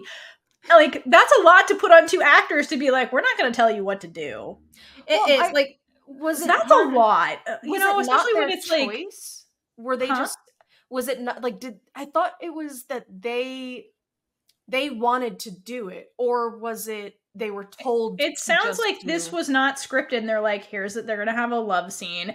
Here's the tone. Good luck. That's what this sounds like to me. And it was up to them to figure out how to do it. That's how this sounds. I have 2 reads for this. Like, yes, one was just like throwing them in it and just being like, figure it out. The other one is them just wanting to do what was comfortable for them. Right. That's how I took it. But it could have gone either way. You never know what the filming atmosphere is like. Exactly. And that's why I was like, I hope that it was safe for them, whatever they were doing, because it could easily not be. Mm-hmm. Do we know for certain that they didn't have an intimacy coordinator? I don't know that that's common in I don't think Thai. I mean, luckily, I know in America now, after the strike, we have to have one on every production. That's interesting. And they're very much needed, because that would have been very helpful for them to go over it with them. Yeah, no, I agree. Like, having Robbie on set here, I feel like would have been so helpful for them to like talk to somebody who knows how to coordinate these things and like help them walk it through. Because like this could easily go sideways if you're trying to figure this out on your own. And like they had multiple, and these were like very long shoots like that they were doing. It wasn't just like 5 seconds. Like it was like very like long, these scenes that they were doing together, you know. It's a lot. That's a lot. If you're new here, go check out. We have 2 interviews with Robbie Taylor Hunt. The first one gets into what intimacy coordination is in general and all of those useful informations. And yeah, very helpful. I just feel bad for them. I feel like that would have been if it wasn't their choice. Yes, if it was, I mean, either way, like they should. Well, usually they hire one, and then like it's up to the actor to like. Well, at least what Robbie said is they hire you, and then it's like up to the actor how much advice they want to take from you. So like, from my understanding, there wasn't even one hired. As far as I know, I don't think so either. People will definitely let us know in the comments. Yeah, you let us know. And I don't know if this is common in Thai dramas, but yeah, I feel like that would have been nice given the number of like sex scenes that they had and intimate scenes and like the length of the filming for those things. But regardless, they did a great job. It felt authentic, like you were saying, Cole, but I wish they had the option if they didn't have that option. Because like it is a lot to like put on actors to do these. Yeah. Especially if it's something you're not familiar with, like doing a queer sex, like that, when that can go sideways, like very easily, you know? So, but they did do a great job with it. Yeah. And I also liked, I did find another video that the director kept telling them cut at different points, and it was like, no, like you can stop, and they just kept going with the sex scenes specifically. Like they were just filming, like they were into it, and they were filming stuff and whatever, and the director was like, okay, yep, we're done, we got what we needed, and they were just like, okay, and just kept filming. Like, I mean, they're in charge there. They're like, you didn't give us any direction for this, we're just doing our thing. They're like, hold on, our choreography's not done yet. Yes. We practiced more. All right. So, anything else about the sex scene before we like move to the end? Okay. So, at the end, they're just kind of like basking in the afterglow. And Sam promises at that moment that she's going to break up with Kirk. And I get she says this because orgasms. Yes, plural. Because Mon Boss was that determined. That's why we got the piano music. Sam was like, wow, this is like round 5. Like, oh my God. Mon Boss. So I just wish that Sam didn't promise her this here, because I'm still not confident Sam was actually going to tell him the next day. Cause like other things happened in the office that pushed her into it. I'm just protective of little Mon Boss, and Sam that keeps as like, we should be, because someone needs to protect Mon. But like, imagine Mon hearing that in this moment. Like, she's like cuddling with Sam, like clearly proud of herself, as you should be, girl. And like to hear Sam say this, like, I don't even know if she believes it. She's just like, I hope you're not fucking with me, but you know, because especially the first time she was so worried about. She's like, I don't want to have us cheat on Kirk, right? And then here's Mon's like, Kirk, you're mine. You are mine now, Sam. It's over. And Sam's like, yep, I'm breaking up with him. I'll call him right now. And it's like, Sam, she wasn't going to. Anyway, so that's that scene. Very cute. And I left Sam when she's like, Mon, are you mad at me? Because that was that was intense. And Mon's just like, nope. That was so funny. Anyway, all right. So next day, what happens in the office? Oh, God. So, what does happen? what happens? So Sam comes in the office and there's like these flowers. And I was like, oh, did Mon get those? Mon doesn't have any money. And Sam's like, Mon doesn't have money. I don't pay her enough to buy me flowers. They're from Kirk. And there's this little note on it. And Kirk's like, I like when you're jealous. You should be jealous of me more often. And she's like, ugh. She's like, well, put your hands on Mon again. And I'll see it again.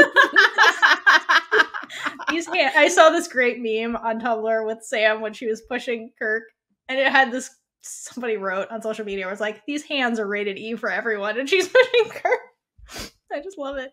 Because, yeah, she'll put hands on Kirk again if he ever tries to do that again. Okay, so he comes, then he follows in, and he comes in the office. And he's like, we should go out on a date, and blah, blah, blah. And she's like, oh my God, how many times do I have to say no to you before you understand? And she's like, Kirk, I don't want to do that. And she starts, like, tiptoeing into the, like, yeah, let's break up conversation when Ya comes in the room and she's like, lady boss, there's someone here to see you. And Sam's like, my clients don't come to see me. Who the fuck is here to see me? What and client? So, yeah, exactly. Like, I don't have clients. What do you mean? So it's Miss Nita. Miss Nita's here. And this woman is the predator, if there ever was one. She stalks into the office and is just like, I'm here to see Sam. And, like, sees Mon, whom, if you recall, they've met before because Mon accidentally saw her and Kirk, like, conspiring at a diner or some shit and was forced to meet this woman. When she found out Kirk is the mole. So she's like, oh, sorry. She's like, oh shit, this woman is here. This cannot be good. Because Mon has been holding in the secret of this woman the whole time and is like, oh shit, Sam's about to lose it. Accurate. But the woman, while she's there, notices Mon and sizes her up and is like, that's a cute bracelet on your arm. Interesting. And then comes into the office to see Sam and notices the same bracelet. And then she's like, Sam's queer. Great. I was hoping, like, Mon who? She's just like, great. Sam's into women. Fantastic. And there is no heterosexual explanation for any of Nita's behavior around Sam. Like, none of it. She's just like, it's just overt flirting from start to finish. I'm pretty sure she's not even there for the merger. She's just like, I came for you, Sam. She's like, what? I mean, she's as bad a CEO as Sam is. She's like, what business? I'm here to see you. Business. She was definitely there to get something, whether it was her original plan or something more. Oh, no, she definitely was, because the minute the merger goes south, she's like, whatever, but we can be more than friends, right? That's she's like, what deal? Anyway, so let's see here. Yeah, okay. So I mentioned the bracelet. When she sees the bracelet on Sam and Mon, the gay alarms go off. Her gaydar's going wild at that, and she's like, perfect. That's what I was hoping. The vibes I was reading from you, Sam, and I'm so happy that they are what I thought they were. Did you want to see this point, Kaitlynn? Yeah, sure. I never so dramatic. Hi, Kaitlynn. First of her name. I, Kaitlynn, never would have noticed two people wearing the same thing. I mean, I don't notice a lot of things, but still, it's very convenient that this is what she picks up on. It's so convenient. Also, in the still that you have, she, like, turns her hand. It looks like she's like, oh, that's interesting. Interesting. See, I'm just so focused on, like, making sure I shake someone's hand right to then notice that something's on their wrist. Sam is not focused on that, though. When you watch her, she's like, why are you giving me your hand? And then she takes it and she's like, I guess. Sam never had to practice handshakes because she's like a queen. She's like, I don't need to do this. Because, you know, they teach you to do that in interviews. You're like, do the firm handshake and blah, blah, blah. Sam's just like... And that's what they taught her. Kiss the ring. Kiss the bracelet. Nita would 100% do that, though. Anyway. So, basically, this brazen woman lets it drop that she's like, I'm here. First of all, Sam's like, I wish you would have told me you were coming here because then I would have, like, prepared a parade or whatever you do when I have guests. And she's like, you don't need to do that. You don't need to do that. Kirk knew I was coming. And then Sam's like, really? And then Kat goes out of the bag that she's like, yeah, we were planning on merging our businesses. Did he not tell you? And he's like, I was going to tell her at dinner. That's why I was asking you out tonight, Sam. And she's like, you little weasel. I should have known you were a mole. You look like one. She's like, son of a bitch, Kirk. So Sam, rightfully, storms out of that office to have it out with Kirk in another room in private, but they're like yelling through the office while they're heading upstairs. Mon is rightfully freaked out by this because Kirk is like manhandling her the whole time, and it drives me crazy. Oh no, when she like tells him to let go and he's just like not, I was like, whoa, let me at him. Yeah, it makes me rage the way he just like, I'm gonna marry you, and then casually manhandles her, and it just makes me really upset. Mon would never. Anyway, so they go into a conference room we've never seen before that's abandoned because they don't have clients, and so they're hashing all of this out.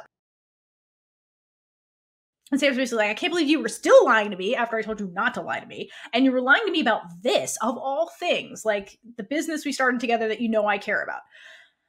And once they kind of like hash that out a bit, and she gets him to release her. She's like, is that all the secrets? Is that all of them, Kirk? And he's like, yes. And she's like, fantastic. We're done. I'm breaking off our engagement right the fuck now. And he's like, what? And then she leaves. And so, again, with him manhandling her, though, it just, and the way she's just like, no, let me go, and like, stop trying to do things for me, it just reinforces the fact that Sam doesn't relinquish control to anyone except Mon. Because here's Kirk trying to take control away from her and be like, no, I'm doing what's best for you, whether or not you want me to, Sam, which she hates. And like, this is why Sam has trust issues. And this is why Sam has a hard time being honest. That's why she has this defense mechanism where she can't say what she means. It's because people like this in her life just like steamroll over her, and like, it's upsetting, and it pisses me off. I mean, yeah, it shows that like she really can't let go of the control, because we do see these people take it from her. Yeah. And like, so like, even if she wanted to not have to control everything. Yeah. Like she's seen this film too many times. She doesn't like the ending. She's like, no, I keep getting fucked over, and just no. And she's at the point where she's like, I'm standing up for, this is where she's drawing the line in the sand finally. When it comes down to the thing she actually cares about most, company Mon, she's like, absolutely not. I will not compromise here. Fuck you, Kirk. And so she manages to break free of his grasp violently. Good on you. I wish you pushed him again. And she dramatically storms out of the room and ends up in the hallway, like by the stairs, where Mon is eavesdropping. We have to just mention, yes, I believe this is when the bracelet falls off. Yes. So that's important. Continue. Yes. The bracelet falls off when she dramatically breaks her hand free from Kirk. Put a pin in that. She comes out of the room where Mon is casually eavesdropping behind a corner because she's worried about Sam. Because, like, she knew Sam was not going to take this news well, and there's a lot of yelling. So Kirk comes out of the room, also following Sam, and he's like, I can't believe he's like, I don't accept this breaking up with me thing, because there's no way. You need to calm down. He's basically like, you're being an emotional woman right now. You're going to regret this later. You're just being emotional, Sam. We can't break up over something so inconsequential, basically. And she's like, what? She's like, you of all people are going to call the business inconsequential. You know how much I care about this. I've been, you've known for so long this was my source of happiness. And now you're saying you're meddling with my business and calling it trivial. Like, I cannot believe you're doing, and that's like the last straw where she's like, this will never work out. I've had it. And she's like, you know what, Kirk, we're over, because I'm seeing somebody else. There it is. And right on cue, Mon drops all of her belongings. She's like, Sam's doing it. And then they look to Mon, and she forces her to come around the corner. And she's like, doesn't even get to be like, I was here for reasons. She doesn't get to explain anything. Sam's just like, fantastic, Mon's here. Kirk, meet my girlfriend, Mon. Now that you've met, let me go into detail about the way I've been dating her so hard. And she's like, I've been seeing her this whole time. I invite her over to my house. Last night and she's like, Sam, shut up. Because Sam is going to start bragging about the sex, I'm pretty sure. And Mon's like, for the love of God, shut the fuck up, Sam. And importantly, Kirk is watching this, and the minute Mon's like, Sam, stop, she does. She stops. She listens to Mon and like walks away, which I love. And I just love control now. Yeah, Mon Boss is in charge. Mon Boss is in charge. Because Sam would never listen to it. If Kirk was like, stop, Sam, she'd be like, fuck no, I'm not stopping. But Mon says it, she's like immediately silenced. But I just love this scene because the minute Sam starts telling the truth, all the truths spill right out, like all of them. She's just like, yep, we've been dating for I don't even know how long. She lives at my house. I bought her clothes. And he's like, I don't need to hear all this. This was not necessary. But she doesn't want to hide it. And I just love that it's just like, yep, here's all the things. It's kind of sweet. It is. No, it's very sweet. And like, she does admit at one point to Kirk, she's like, this I've been keeping, she says it here, I think, where she's like, this is the secret I've been keeping from you, and I didn't want to keep it from you. I've been wanting to tell you this, and I'm glad that I'm telling you, because like, I don't want to hide this. She's at the point where she literally does not want to hide her relationship with Mon at all. So I love it. Came out at the wrong time, but it's sweet. It had to come out eventually. It had to come out eventually. What's unfortunate though is that once Mon tells her to stop, Sam walks away, leaving Mon alone with Kirk, which was just so awkward. And she's like, "Hey, Kirk," and he's like, "Mon, is this true?" And she's like, "Sorry." And she should have been like, "Well, now we're even. I had two secrets with both of you." Right? He's like, "Well, while you were fighting with her on Facebook, we've been dating behind your back. So even?" Yeah. No, he's just like, "I can't believe this," and he just leaves. So Sam stalked out of that really awkward interaction to then go back to her office where Miss Nita's been waiting. She's probably been snooping around that office. Let's be real. She was snooping around that office while Sam was gone, trying to find things. Who knows? Let's be real. Yeah. Let's be honest. She was just like, remember when Mon first goes to Sam's house? She's like, "I'm in Sam's room." She's like, "I'm in Sam's office." That's what was happening while they were fighting. That was off screen. So Sam goes back in the office and she's like, centers herself. She's like, "Listen, you need to like kindly fuck off, because this is not, there's no merging that's going to happen here." And Nita, sorry, I work with somebody named Nita, my bad. Nita is like, I was hoping you'd bring up fucking, because that's really why I'm here. She's like, "Fuck the business. I'm hoping you and I can be more than just friends. That's really why I'm here." And Sam is just so done with all of it because she doesn't want to be here. She doesn't want this woman in her office. She doesn't want to be getting hit on by strangers. And she's like, "I'm going to be really honest with you right now. I have a girlfriend. Her name is Mon. She's out there. She's the love of my life. Get out of my office. This will never happen." I was waiting for Sam to just open her office door at this point and just scream, "Mon is my lover," since she was in the mood for telling everyone. I'm surprised she didn't when she was like coming back to the office and be like, "Mon and I are dating. Do with that what you will," and then goes back to the office. I'm sure I'm surprised she didn't, honestly. She was in that headspace where she's like, she would send out a company-wide email, like, scream it from the rooftop. She wants to scream it from the rooftop. She super does. Okay, so that ends. She gets rid of this woman who's like, "Okay, bye for now, Sam. I will see you again." He's like, "Okay, girl." So the next, sorry, Kendra. Okay. Kaitlyn's back. Okay, so the next day at the office, Sam and Mon are both in her office, and like they admit they're both being ghosted by Kirk because, duh, you guys are fucking around behind his back. He has every right to not talk to either of you right now. But Sam admits here to Mon that she's relieved that she finally told the truth, because she was like, I've been wanting to scream this from the rooftop, like you said, Cole, but. Which is really sweet, and I'm sure that meant a lot to Mon to hear, and she was very grateful about this, but she's like, "Sam, why are you being weird? You're like scouring your office for some reason." And she's like, "I can't find the engagement bracelet." And so they look for a little bit more, and then Sam remembers the fight with Kirk where he like grabbed her hand violently and like it flew off. So she's like, "Okay, I know where it is. It's in the conference room we never use. I'll go upstairs." So she goes upstairs. Somehow the bracelet is not in the conference room where they was, but it's behind a door. No, we saw it. We saw it go under a door. Did we? Okay. Off, yeah. Okay, cool. They made sure to show you the shot. I just saw it go to the side, but okay. It ends up in a closet somehow. Irony. And so Sam goes to open the door and she catches Yan Shin getting it on. And I love that they just stare at each other for like a solid 3 seconds. And then she grabs the bracelet and just like hilariously leaves without really saying anything. And they're just like petrified. It's so funny. Yeah. I just think the scene is very funny. Because, like, when Sam pauses in the doorway, you can tell a million thoughts are going through all of their heads. But since Sam now has experience, she's like, well, I guess I should just grab what I came for and slowly back away. I also wonder if she's like, mental note, fuck Mon in this closet. Thanks, guys. And just leaves.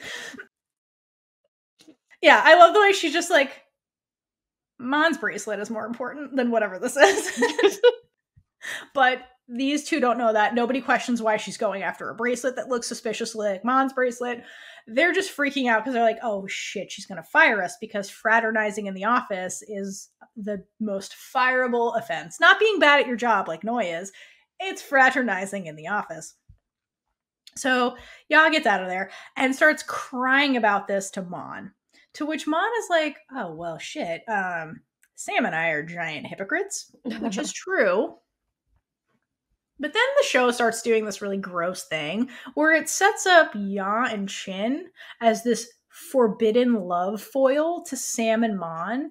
And can we talk about how not okay this is? Because, ew. Yeah, I didn't like it at all.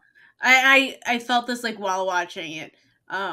But they really need to not try and compare anything to this to anything like Queer Love because it's not going to end well. Like, it's just, no. Especially, like, this cheating thing. Yes. Like, this is a situation where two people are knowingly going into this relationship, knowing they are going to be hurting someone because they are lying about it. Like, Mon and Sam couldn't tell people because of the way the world would react. I mean, yes, I wish they didn't get together when Kirk thought Sam was still with him, but she made her feelings very clear to him and that she was just there because she had to be. Yeah, I agree. Like, the Chin thing is like he was married for who knows how long, and then they start cheating on his wife. Versus, like, Sam and Kirk are just betrothed. They're not legally married.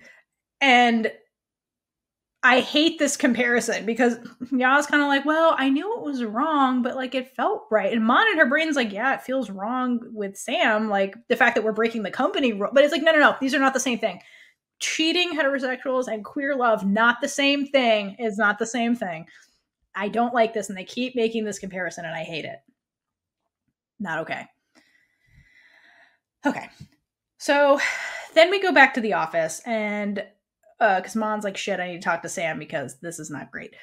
And surprisingly, Sam doesn't immediately fire these two cheating people. She's actually taking the time to think it over. And she's like pacing her office, really thinking about it. And like, she makes some valid points about them. And she's like, well, they're cheating. And what Ya's doing is wrong because he's married. And it's like, no, girl, what Chin's doing is willingly cheating on his wife. And he's also wrong. It's not just her. Okay, yeah, that's really annoying how, oh my gosh, it's not just the females. But, like, it's awful that Ya knows about his wife and still has the relationship with Chin. But Chin goes home every day to his wife. Correct. And lies and pretends everything is fine. Really, he's cheating on both of them. Correct. And Ya is too blind to realize that. Like, because he still has two relationships. I guess she's just okay with it, but well, what's the moral of the Wang Tong story? What's the moral of the Wang Tong story? The woman is the slut. The men can have multiple women, and that's totally fine. Here's that patriarchy shit coming. Sam, you saw the TV show. Bullshit. Sam. Oh my gosh. Yeah. So I hate that. I hate this. I hate it. This whole storyline is not great. I hate it. Okay. But anyway, let's get off of them because they're whatever. So Mon brings up the obvious of all of this, and she's like, I'm the reason you are now in violation of your own company rule. And Mon's feeling the guilt hardcore about this. And you shouldn't, Mon. Number one, as we stated previously, Sam was already breaking this rule with Kirk. This rule is stupid to begin with. Right. And Sam is a serial offender of this rule. So Mon, you shouldn't feel bad. And two, Noi should be fired because nobody is following this company rule. Nobody. Like, everybody's constant. How many people has Sam had to fire because of this one rule? Like, nobody follows the rule. But also, what are these people supposed to do? They spend the most time with the people at work. Like, throughout their whole lives, basically, now. Seriously. So, like, who else are they going to date? Sam, aren't you more concerned that they're bad at their jobs? Like, this is the hill you die on to fire people. Like, your company's been failing. Maybe you should performance evaluation these people. Noi. Again, what does your HR department even do? I had a defense for Noi. So maybe she tried to enforce things in the beginning, but upset Sam for some reason, and now she's intimidated to do her job properly. I mean, that's also valid. Well, she would have to fire Sam if she was doing her job properly. Yes. Sam should be reported to her investor, which is probably the grandmam. Oh, God. Anyway, in the scene, Mon does not take our advice. So instead, she insists on quitting. She's like, Sam, I don't want people to look at you poorly because you're breaking your own rule. I'll just leave. And so we can avoid all this. And Sam's like, you can't do that. You can't quit because if you don't work here, I won't. What's the point of waking up in the morning and even coming into this office, Mon, if you're not here? And she's like, do you realize that I come here just to look at you? Which is so funny. Can we unpack this? Because it's hilarious. Look at the face in the screenshot, though. It's so like... Funny. She's like, Mon, you're being crazy right now. Do you understand I come here just to see you? Like, that's the only reason I come to work. And Mon's like, I literally live at your house. What do you mean? You see me every day. I'm surprised that Sam is like, all right, Mon, you're working from home from now on. And I'm going to work from home. Like, you just remote work, both of you. Yeah, but it is very interesting because in the beginning, she's fighting so hard for this company that she does not know how to run. Because she doesn't know what it does. No. Anyway, only one page. Because there was nothing fulfilling in her life. And so she turned to this company. But now that Mon is here and she is living her authentic life, like for the first time, that all goes out the window. And that's why we don't hear about the company again. Because screw the Sam business. doesn't care. It could go down in flames, but as long as she has Mon, everything's fine. Exactly. Now you hit the nail on the head. It's literally demonstrating that, like, Sam found her happiness, which is Mon. So she literally doesn't care about the company.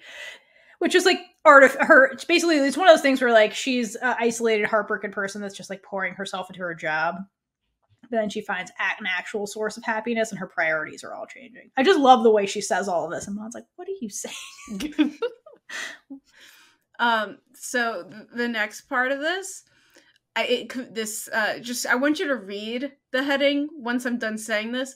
It confuses me every time. I'm like, what is this scene about? And then I read the notes and then I remember. But continue. It's a double entendre.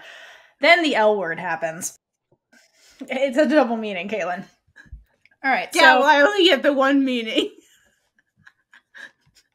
Love and lesbianism happens, Kaitlynn, in this scene.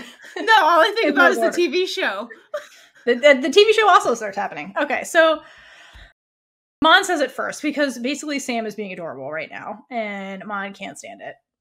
And she's basically like, well, she's like, no, but I still need to quit, Sam. I know that you like seeing my face, but, like, I still need to quit for your honor, basically. And Sam's like, you're not being cute right now, Mon. And Mon's like, well, I'd rather not be cute and, like, protect you, basically. And she tells her she loves her. And then she's like, do you love me, Sam? And Sam's like, uh-huh. She's like, do you? And she's like, uh-huh. And she's like, please say it. And so she says it, which is really cute. So it's really cute. And then Mon's so pleased that she starts distracting Sam in the office. She's like, if there's ever a moment to have sex in your office, it's now. So Sam is about to, like, go for it on the desk when there's a knock. And then for the first time ever, Sam does not lock her office door when Mon's in the office. And Mon's like, oh shit, Sam, I'm, like, halfway undressed and, like, the door's unlocked. So she, like, they do this hilarious thing where, like, Mon hides under the desk and Sam awkwardly sits on her desk and Ya comes in and she's so distraught over the fact that she thinks Sam's going to fire her. She doesn't notice how suspicious Sam is behaving in her own office. And I'm like, okay. She comes in and Sam's just, like, lounging on her desk. Like, who does this? This isn't weird. This isn't weird from everything you know about Sam. I love it. Okay, so 2 things. One, I love that Mon is always having to hide from Ya. Always. But how convenient is it that there is always something to hide behind? Always. I know. If Sam had one of those desks where you can see through it, where would she? Yeah. But it's also not a closet, you know? So she True. does have something to hide behind. It's all right, not 2. With her, okay, actually I have 3 things. So 2, she couldn't sit at her desk because, let's be real, Mon would never. She would definitely be doing something. Mon would have distracted the shit out of her. I just got Cole. Mon Boss. She would be like, "Oh, I'm gonna make this so difficult for you." That would have been so good, though. Oh. All right, and then ignore my dog scratching the chair in the background. 3. To be fair, with Sam laying on the desk like that, I mean, that's a little weird. She could have just stood, but it still has her towering over Ya, so it puts Sam in the position of power. It does. And, like, they'd be too even if Sam was sitting down correctly, because it would be, like, an even playing field, which technically they are, because they both did the same thing. Correct. Only, I mean, technically it is the same thing, because it is still cheating, but whatever. They're both breaking the HR rule, and then yeah. Continue. Okay, yes. So, but I do love the comedy of this scene, because basically Sam's like, Ya's a mess, and she's like, listen, I'll give you my firstborn, like, whatever you want, just don't fire me. And Sam's like, I'm not gonna fire you. She's just trying to get her out of the office, and she's like, I won't fire you. Everything's cool. I'm gonna give you another chance, but, like, stop fucking him because he's married. Get out. Get out of my office. And, like, she's so grateful that Sam's like, I'm not gonna tell anybody about this. And she's so grateful, because who is this one? Who is this? This is not Lady Boss. Like, who is this? So she's very grateful that she's getting this once in a lifetime chance from Sam, because Sam's a hypocrite. That she starts to, like, try to bow, like, because Sam's royalty. And she starts to, I love the comedy of this, because if she bows, she sees Mon. And, like, this is not something that would happen in a Western film or, like, a Western society, because we don't bow. So I love that she keeps trying to do it, and Sam's just like, stop it, please. And so it comes off to Ya that she's like, they're on equal footing, like you're saying, Sam, but really she's trying to hide Mon, and it's just hilarious. And, like, when eventually she's like, get out, she's like, you need to leave. And she's like, what do you mean? I thought you weren't firing me. And Sam's like, get out of my office. And then she's like, oh. And it takes her forever to leave, that Sam has to, like, manhandle her out of the office and, like, finally lock it. It's so funny. So then when she's, like, exacerbated, she goes and, like, sits down on the chair and is just like, that was a lot. And then Mon emerges. And it's basically like, well, kindness is a good look on you, my lady. How about we do something we've always wanted to do and break all of the HR rules in your office right now? And Sam, like, she starts, like, getting Sam in the mood, or, like, making out with her a little bit, and then starts to undress Sam. And Sam's like, what are you doing? Don't do this. And Mon's like, remember who the boss is. I'm Mon Boss. Remember that. You don't resist me. Like, you told me you'd give me anything I want. I want this. And Sam's like, does not fight her after that. She's like, okay, yeah, great. Let's do it. So then we get we get the office sex scene, which is great. And it's softer lighting. It's not as harsh. It's normal music. It's not weird pianos. And I think this scene's a little bit different than all the other ones, because the other ones have been very much like an active partner, receptive partner, symbolizing kind of like, or demonstrating, I guess, like where they're at in their relationship, like who's taking control, who's not. This one's more of an equal footing, which is interesting because they're in Sam's office, which is like Sam's territory, but they're kind of like more equal in this exchange for a couple of reasons. First, they're both completely undressed by the end of this. Like, it starts off like with shots of them like progressively getting undressed. They are both undressed, which never happens. Usually it's one person's undressed, the other one isn't. So that's more like they're both being vulnerable in this situation. And then 2 is there's a switching between like dominant position, like they top each other in the scene. I'll just put it that way, which is also different. Usually it's one person versus the other. So I thought that was very interesting that once they kind of like dealt with Kirk, the truth is out there. Sam's clearly showing she's changing by having emotions and empathy. Like it's putting them on more equal footing with each other, like emotionally, and then like in the relationship. So it's more like a partnership at this point, which is really important, I think. Yes, I agree. But okay, what happens after that? So Because who knows how long they were in here, because they wrecked this office so badly that when Auntie May comes in the next morning, she's like, what the hell? Was there a battle in here? That's so funny. Love it. Because I'm sure Sam's office, like, there's never anything out of place, and there's just like books everywhere. The computer is askew. They were on the desk at one point. Like, it's just a giant mess, and I love it. You know, you would think that It's so they funny. would have cleaned up. Like, they don't want people know, or do they just really not? I'm pretty sure care? Sam's like, let's go home. She doesn't care. Okay. She doesn't care. Alright. She's just like, let's If it go was home. at any other point, Let's go home. She might have cleaned up. Also, does Sam clean up after herself? Mom pretty sure would she's just- have. Well, Mon is hella distracted, and I don't think was thinking clearly, because afterwards she goes to the bathroom to clean herself up or whatever, and Ya's still there because I think she went out to get food for Sam to thank her for not firing her, and overheard the sexcapades because she's like, Mon, what's up with your lipstick, Mon? And Mon's like, oh shit, I must have rubbed it because of friction, which I love. It's so funny. And she's like, oh, woman stuff, my bad. And I was like, well, interesting, because I heard some noises from Sam's room, from Sam's office. Sounds like someone was catching an O in there, which is interesting. And you're still here, Mon. And Mon's like, fuck. So much for quitting before Sam's honor is ruined. So I want to point out something, though.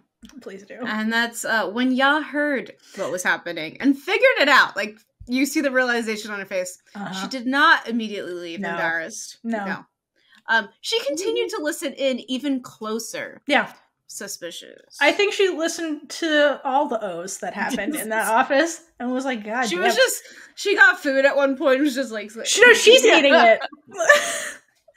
She heard She didn't get food for Sam. She got food for herself. Sam never got the food. Yeah, it's like her popcorn that she's eating, and then like when like the book started falling and stuff, she's like, yeah, she heard the whole thing.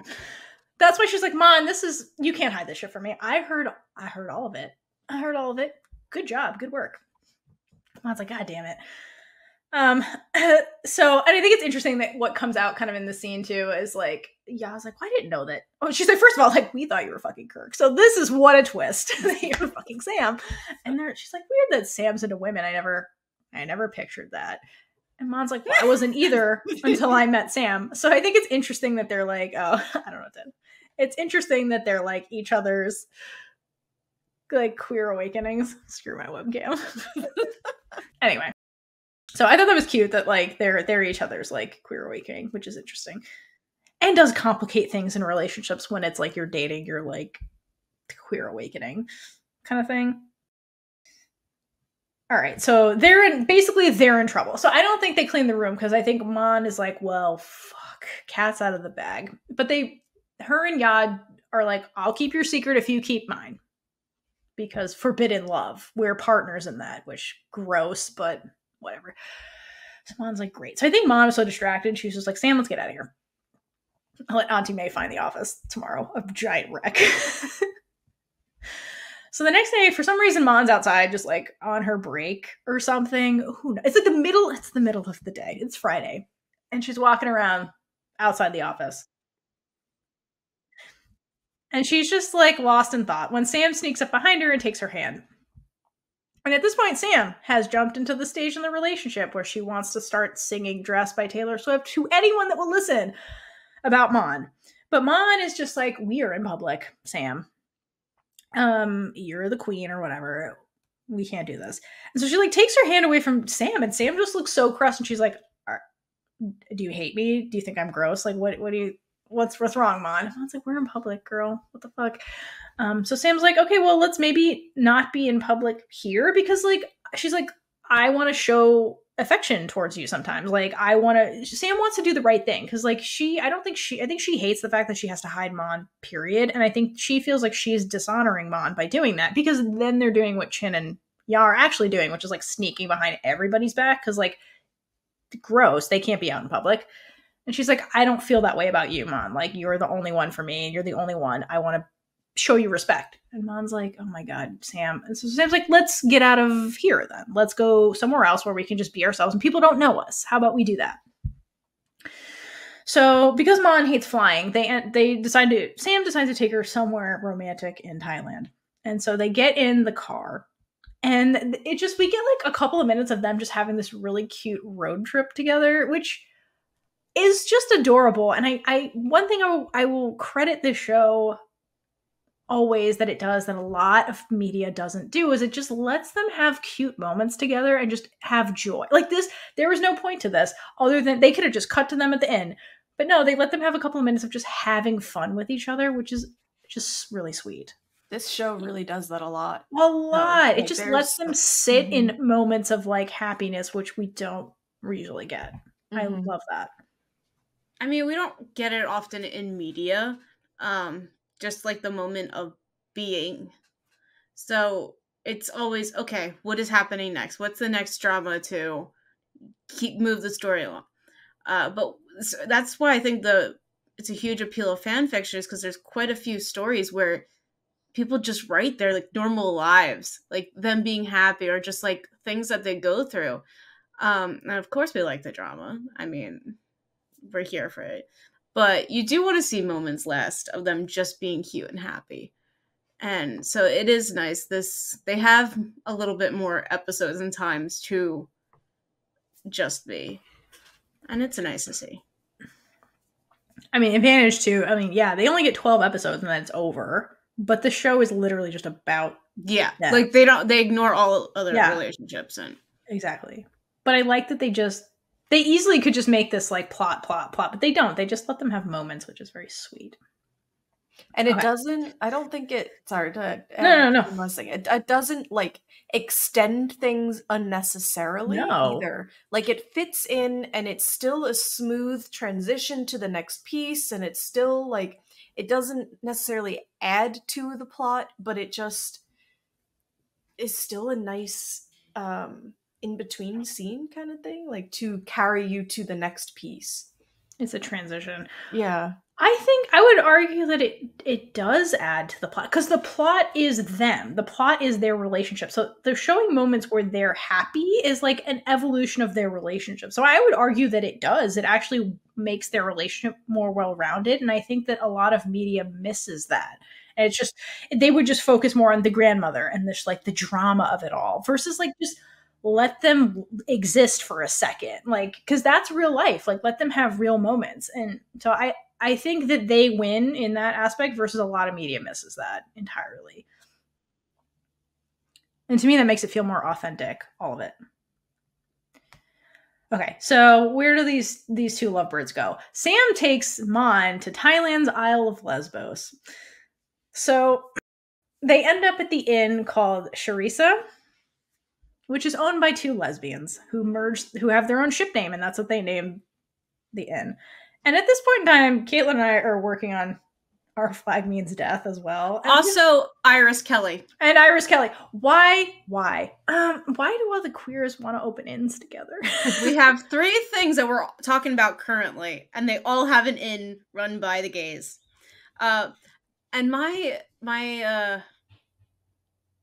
answer to this is that because it's cute and coupley, it's a cute and coupley queer thing to do. The gays get to design shit, and the lesbians get to build. Yeah, it's true.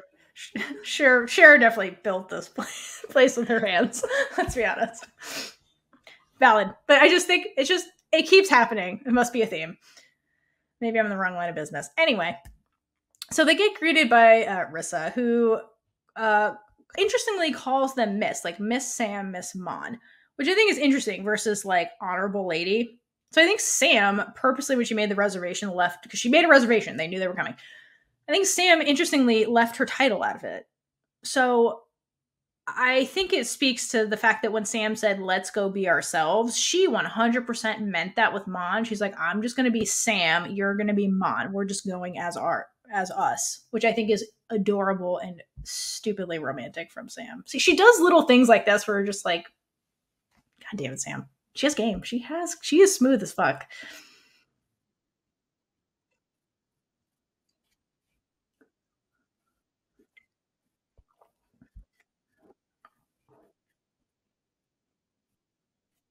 Nope.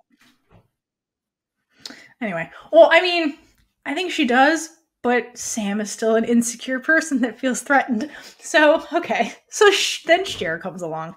Because they're like, oh, Rissa, do you own this place? And she's like, no. Well, she didn't answer. And then Cher, her partner, comes along. And she's like, I own this place. And she radiates big gay energy. And Sam is not having that. So they immediately start getting into it. Because Sam just starts competing with her. It's like tea. Like, she feels threatened by her. And Sam is still, for all of her, like, smoothness and shit, she is still an insecure person. And she feels threatened that Cher can take Mon away from her. So she's, like, starts getting into it with her immediately.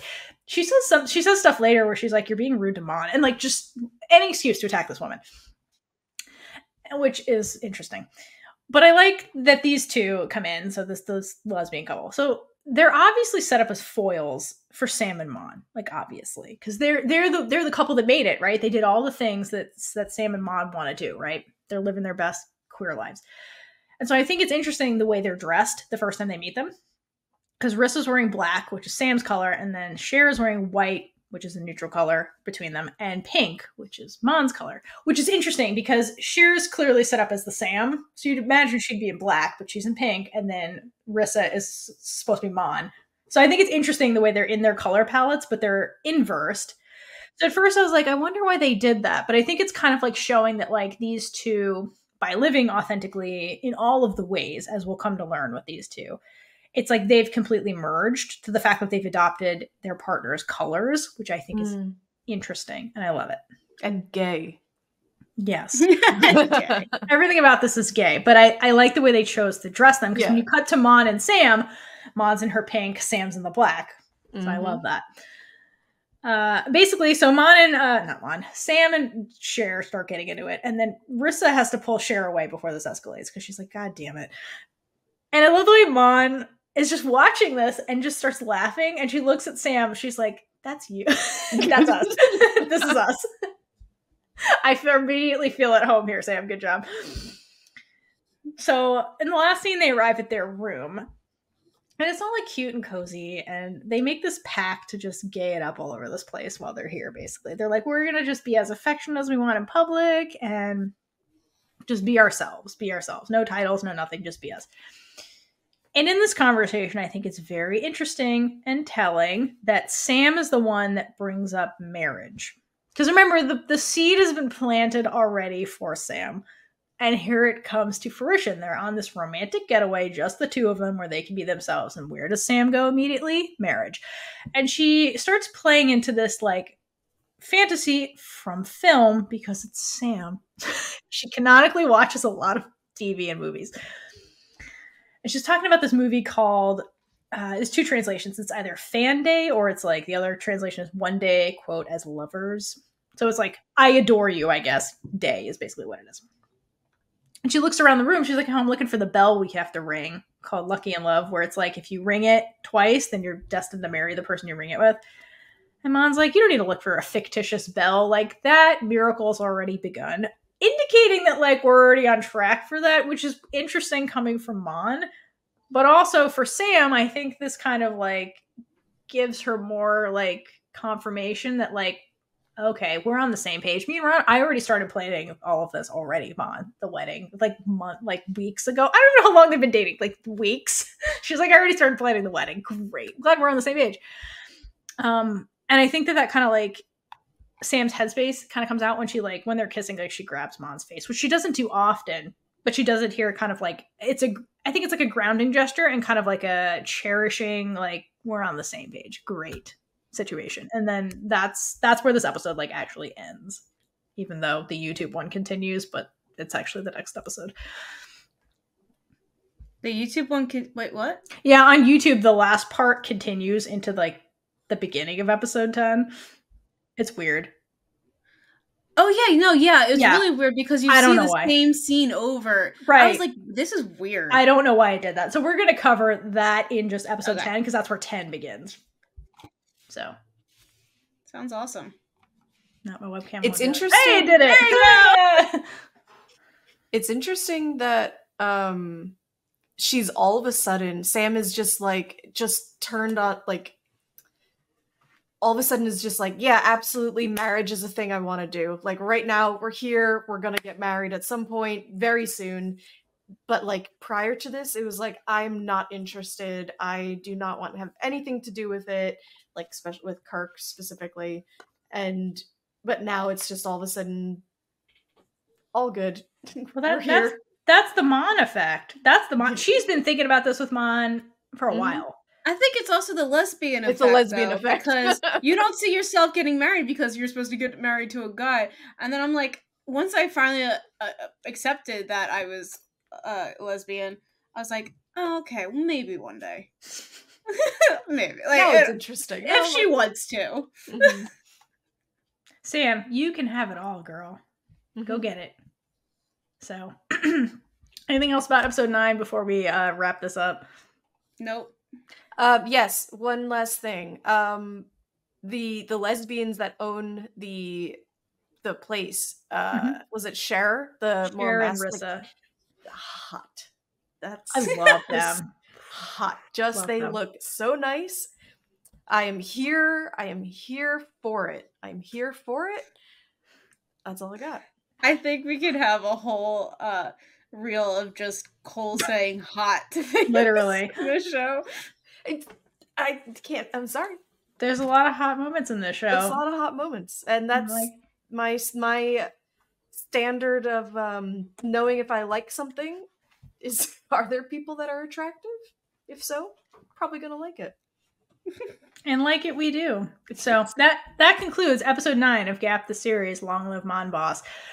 I'm sure we missed things. We always do. Leave comments below. Hope you enjoyed. Next time, join us as we dive into episode 10. Mm-hmm. Until we get there. Yes. So we get there. Keep hydrating for lesbian Jesus. I'm gaying it up all over the place. Bye. Bye. And with that, we've been Big Gay Energy. If you like this episode, check out all our other episodes right here on YouTube. Please like, leave a comment below, and subscribe for more amazing, super gay content.